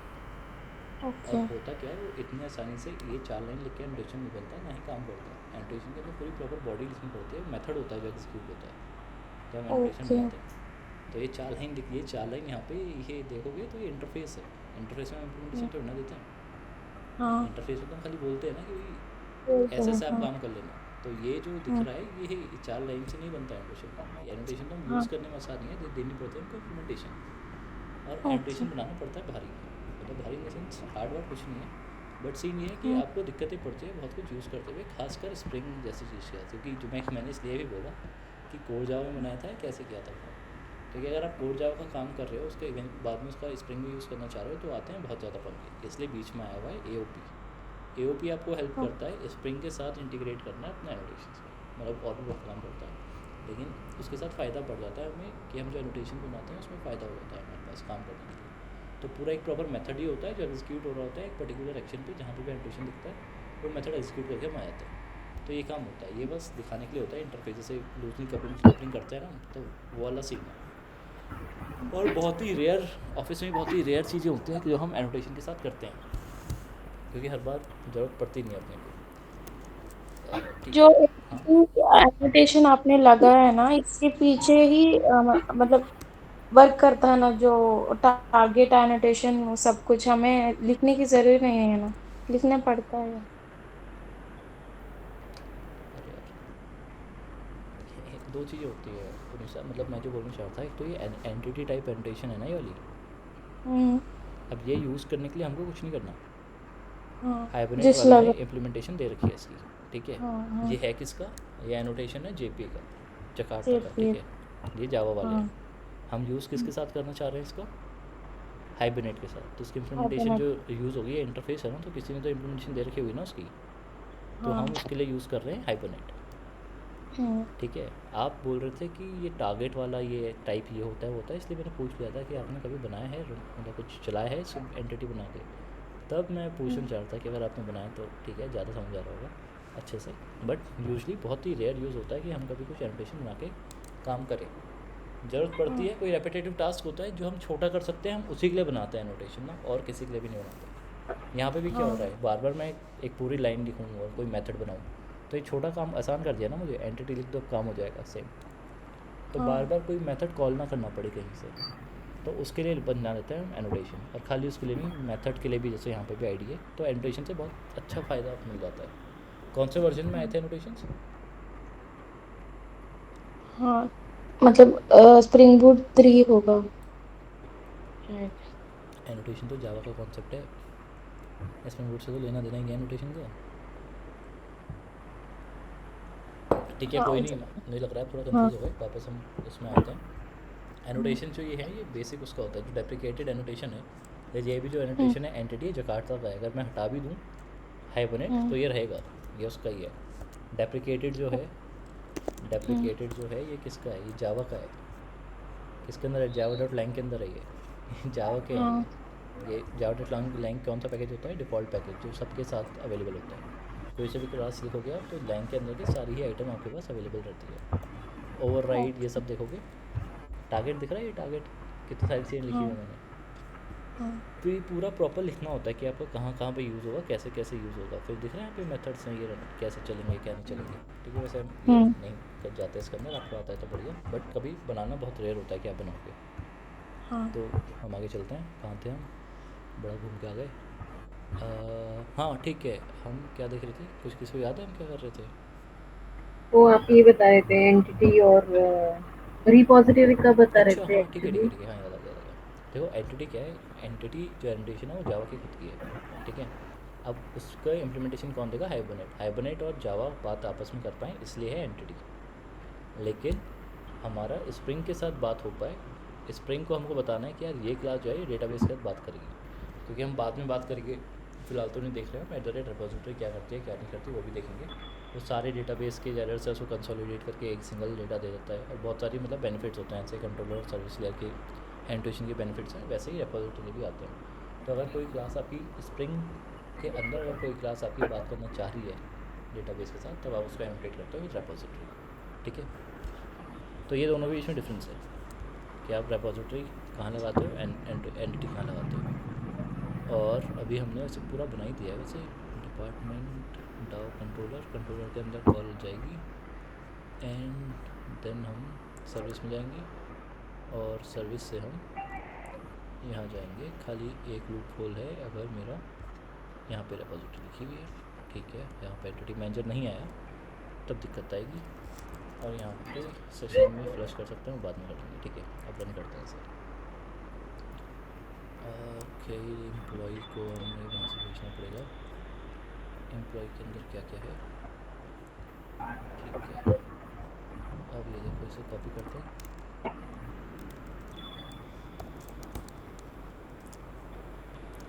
अभी दिक्कत क्या आएगी हमारे पास, दिक्कत ये आएगी, यहाँ पे मुझे आईडी दिख रही है ना, ये आईडी में डाल देता हूँ 1, और वो शिट डेप्रिकेटेड, ठीक है, और यहाँ पे नेम, ये जेसन बन रहा है खाली। अब एम्प्लॉय कर लेता हूँ सही, ठीक है, फॉर्म आएगा। और यहाँ पे ये आएगा, ये हट जाएगा। ठीक है, बन गया। तो अब हम क्या करेंगे इसमें, अब क्योंकि पोस्ट कॉल है ना, तो पोस्ट मैन यूज़ करना पड़ेगा।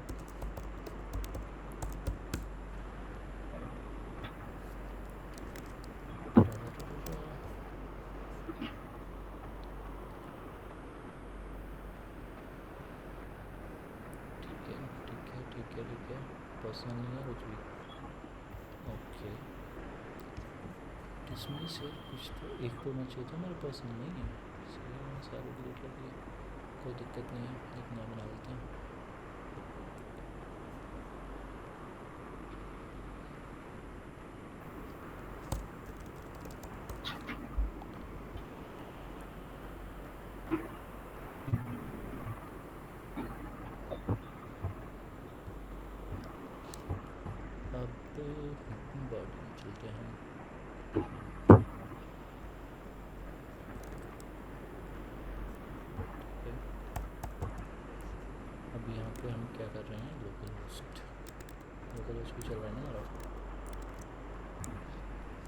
80 में ही चल रहा है फिलहाल। तो ये यहाँ पर आ जाएगा। फिर इसके आगे कंट्रोल हमने क्या बनाया है, EMP नेम,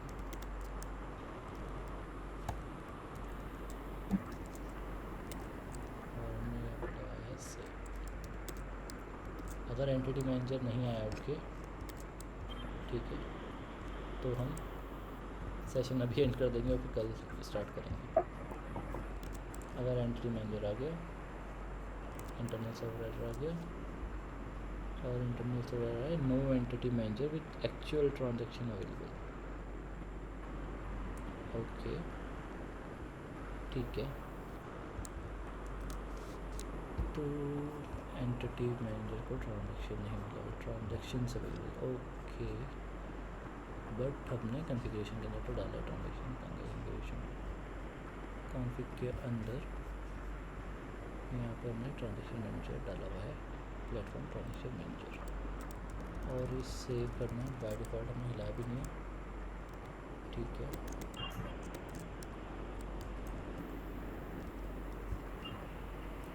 तो यहाँ पे बस हम एक चीज़ करेंगे कि ट्रांजैक्शन मैनेजर हमने खुद नहीं बनाया। सीन क्या है, यहाँ पे जो ट्रांजैक्शन एनेबल है रिपोजिटरी में, हम जाएंगे सर्विस में। अब देखो होता क्या है, फ़िलहाल अब दो चीज़ें हो सकती हैं। एक तो यह कि ट्रांजैक्शन मैनेजर हमने नहीं डाला है, जो नई कॉन्फ़िगरेशन कर रही है हमने, उसमें हमको ट्रांजैक्शन मैनेजर अपना खुद का बनाना पड़ जाए। दूसरा ये रहता है कि हमारी जो सर्विस लेयर है, हर बार ना हम सर्विस लेयर के ऊपर, यहाँ पे दिख रहा है ये, हम सर्विसेज के अंदर हैं तो यूज़र सर्विस देखते हैं कहाँ पे है, ये किसी भी सर्विस में चल जाते हैं, सब डेटाबेस में कोई डालती होगी। और अच्छा, सर्विसेज क्लाइंट V2, ठीक है। अब यहाँ पे भी हमने कहीं पे नहीं डाला, ये कैसे है, ओके ओके, V5 के अंदर है, authenticator services, okay, user service, ठीक है। तो हम ट्रांजैक्शन यहाँ से भी ऐड कर देते हैं। रीड ओनली ट्रू है ना, यहाँ पे दिख रहा है ये रीड ओनली।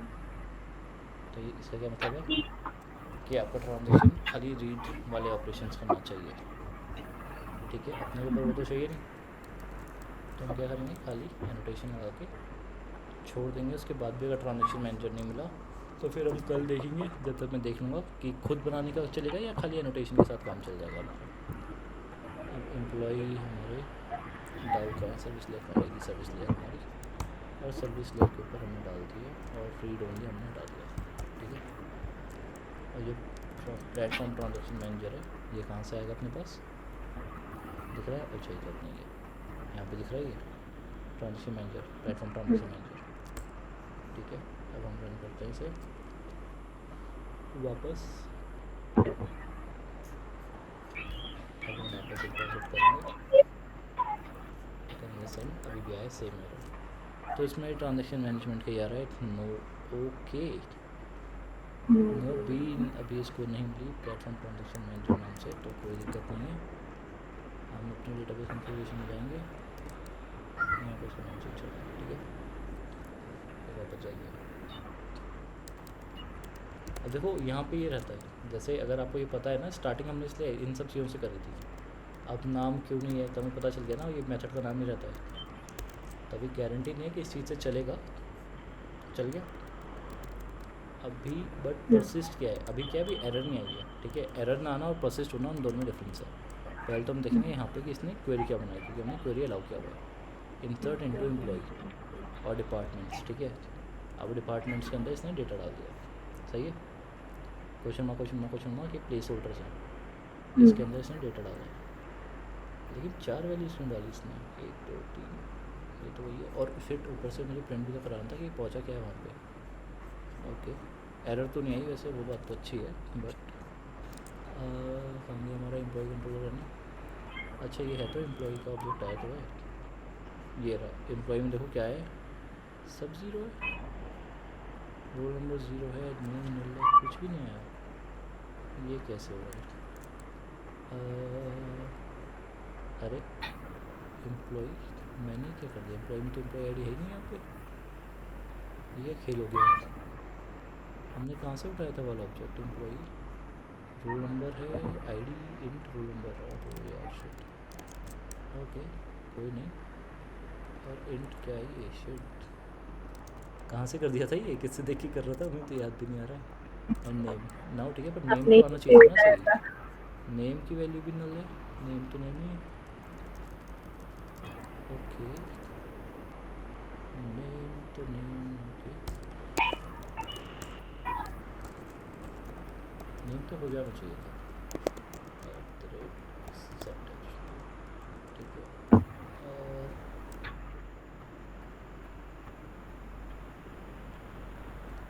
ओके, तो यहाँ पे सेटर गेटर पॉलिसी अवेलेबल है,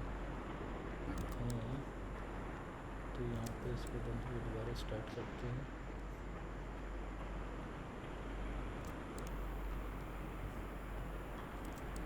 अब इंटरनेट सर्वर आ गया। कोई किस खुशी में? ठीक है ठीक है, ये चीज़ मैं बाद में दिखाना चाह रहा था, लेकिन डेटाबेस में गया क्या है वैल्यू? खाली खाली तो पड़ी थी सारी। Select staff from public employee 0 और ये अभी पता है एरर क्यों आ रही है?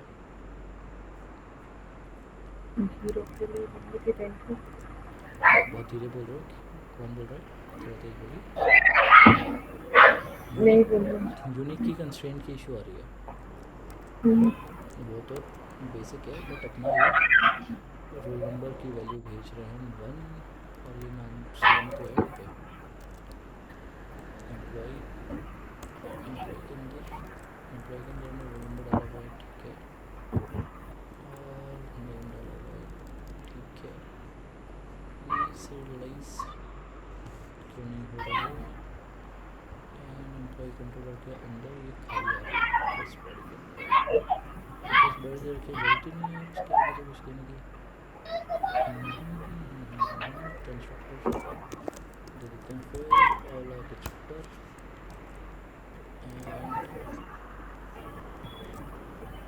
अच्छा एरर की दिक्कत नहीं है। अपने दिक्कत है हमारी कि डेटा ऑलरेडी एग्जिस्ट, ठीक है। वो तो डेटा आया क्या है? यहाँ से भेजा, insert into employee, era employee null null null null, okay ये नहीं होना चाहिए, ठीक है। इसका हम देख लेते हैं फ़िलहाल ये क्या पंगा है। डेटाबेस में डेटा जा रहा है ना अभी इसका, यहाँ पे डेटा अभी ये कन्वर्ट सीरियलाइज नहीं हुआ, ये मैं देख लेता हूँ सीरियलाइज क्यों नहीं हुआ, ये हम कल बैठ के देख लेंगे। बट अभी जो डेटा एरर आ रही है ना इसकी, डेटा की प्राइमरी की एरर आ रही है, देख रहे हो यहाँ पे? हेलो,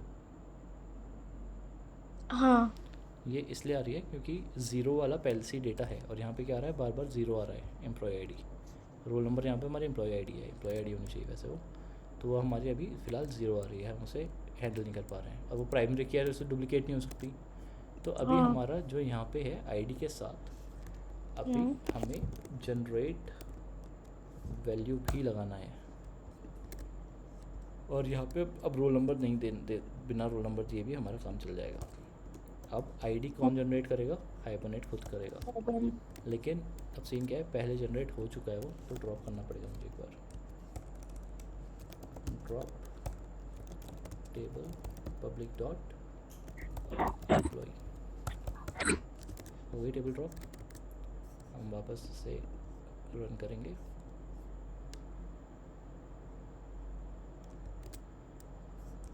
अब क्या होगा, यहाँ पे मैं रन करूँगा इसे, ये चल गया ना एक बार। अभी देखो डेटाबेस में डेटा क्या आएगा, ओके यहीं से दिखाते हैं,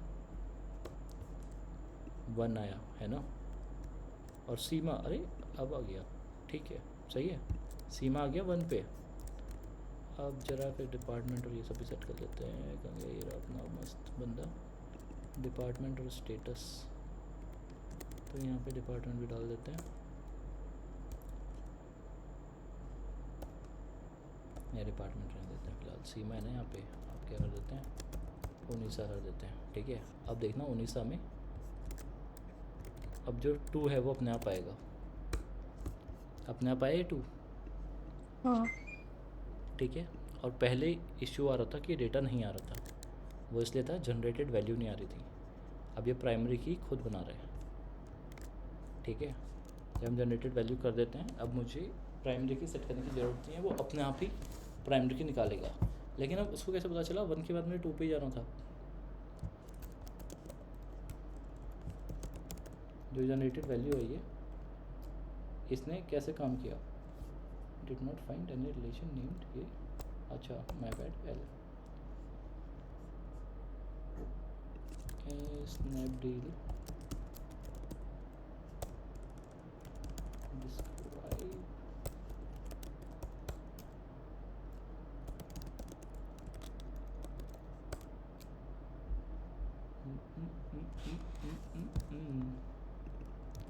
ये मुझे क्यों नहीं स्नैपडील का दिखा रहा है। ये लोकल डेटाबेसेस, एक काम करते हैं, यहाँ पे जाते हैं सीधा, इसे से रिफ्रेश करते हैं।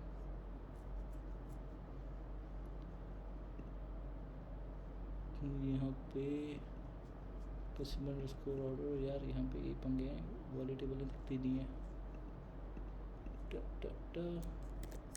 ठीक है, अभी ना कल दिखाएंगे। अब हम कल बैठते हैं। अभी इसमें ये जो अपने आप ही उठा रहा है ना ये डेटा 1 और 2 वाला, अब ये अपने पास कहीं तो डेटा होगा ना इसका, जो ये 1 और 2 ये जो बता रहा है हमें कि आपके पास अब 1 आ गया, तो अब मैं नेक्स्ट करूँगा तो 3 आ जाएगा इसमें, है ना।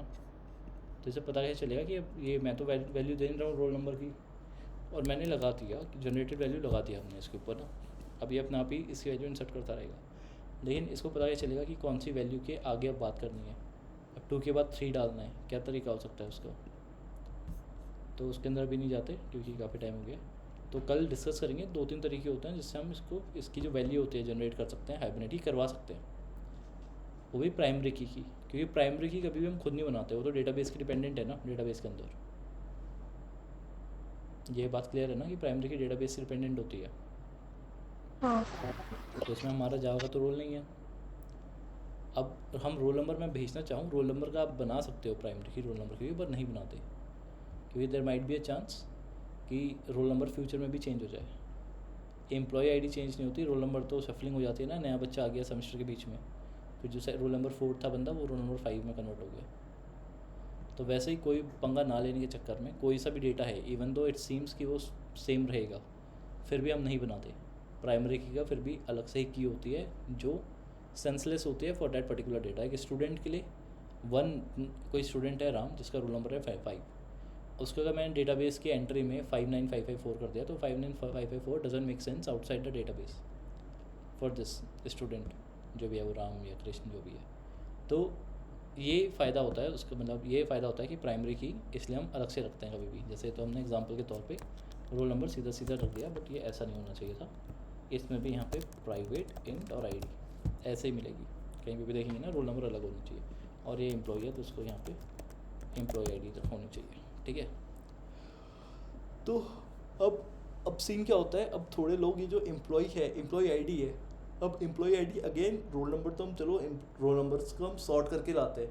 रोल नंबर इस क्लास मिलती है हमको, और एक क्लास के अंदर हम सॉर्ट करते हैं स्टूडेंट्स के नाम के अकॉर्डिंग, किसी भी तरीके से यूजुअली नाम के अकॉर्डिंग सॉर्ट करते हैं, उसके हिसाब से रोल नंबर मिलता है। लेकिन एम्प्लॉय रियल लाइफ में एम्प्लॉय आईडी कुछ नहीं होती। एम्प्लॉय आईडी क्या होता है, वो एक नंबर ही होता है। तो यहाँ पे इस केस में एम्प्लॉय आईडी ही हम यहाँ पे रख सकते हैं टेबल के लिए, क्योंकि एम्प्लॉय आईडी जो तुम्हारी हमारी बनती भी है वो एक रैंडम नंबर ही तो बनता है ना, that doesn't make any sense, but वो primary key as a primary key काम कर सकता है, और हम उसको वैसे ही लेके जाते हैं। अगर एम्प्लॉय आईडी मैं अगर खुद डाल रहा हूँ तो मुझे जनरेट करनी पड़ेगी ना सम रैंडम नंबर, और रैंडम नंबर बनाने का कोई सेंस नहीं है। तो एम्प्लॉय की जो टेबल है उसी में जो नेक्स्ट नंबर आना चाहिए वही एम्प्लॉय आईडी हो जाती है। इसलिए आपके बाद जिसने ज्वाइन किया उसका आपका और उसके बाद वाले का सेम नंबर होता है, डिफरेंस नहीं होता, इवन दो वो किसी भी अलग डिपार्टमेंट का भी क्यों ना हो। अगर आपका 15059 है और कोई सेल्स में आया, उसका 15060 हो सकता है, क्योंकि ये बता क्या रहा है कि 1 से शुरू किया था या 1000 से शुरू किया था। हम स्टार्टिंग वैल्यू भी दे सकते हैं इसमें, जैसे अभी 1 से हुआ है ना, उसमें हम स्टार्टिंग वैल्यू भी दे सकते हैं कि 1000 से शुरू कर लेना आप, या आप 2000 से शुरू कर लेना। तो अगर जिस कंपनी में 15,605 किसी का अगर वो है एम्प्लॉय आईडी है, there is a high chance कि उन्होंने 1000 से शुरू किया हुआ एम्प्लॉय आईडी, और वो 15,000 एम्प्लॉई है उस कंपनी का। तो same goes with different items, different employee IDs. कोई हो सकता है वो स्टार्टिंग की ही जो एम्प्लॉय डेटाबेस में जो रो है उसी को भी 1 लाख कर दे, 10 लाख कर दे, कोई रैंडम नंबर उठा ले 9899, तो वो भी हो सकता है। बट ये क्या होता है, अपने आप इंक्रीमेंट होता रहता है। और अभी हम कल बात करेंगे इसमें अपने आप इंक्रीमेंट क्या क्यों होता रहता है, क्या क्या इसकी टेक्निक्स होती है, और डिफ़ॉल्ट टेक्निक्स क्या होते हैं जब हम जनरेटेड वैल्यू लगा के कुछ और नहीं यूज़ करते। तो डिफ़ॉल्ट टेक्निक कौन सी होती है, यहाँ पे दिख रहा हुआ ऑटो है, ठीक है। और भी होती है अंदर 4 होती हैं टोटल। ओके, UUID भी आ गई, ये अजीब है। मेन खाली हम जो मेन कहते हैं कि जनरेशन टाइप जो मेन होते हैं वो खाली 3 ही होते हैं, सीक्वेंस, आइडेंटिटी और ऑटो, ठीक है। और इसमें आइडेंटिटी ही सबसे ज़्यादा यूज़ की जाती है, क्या है, क्यों है, कैसे करता है, वो सब हम कल देखेंगे। हम सेशन बंद कर देते हैं रिकॉर्डिंग। मैं ना एक लिंक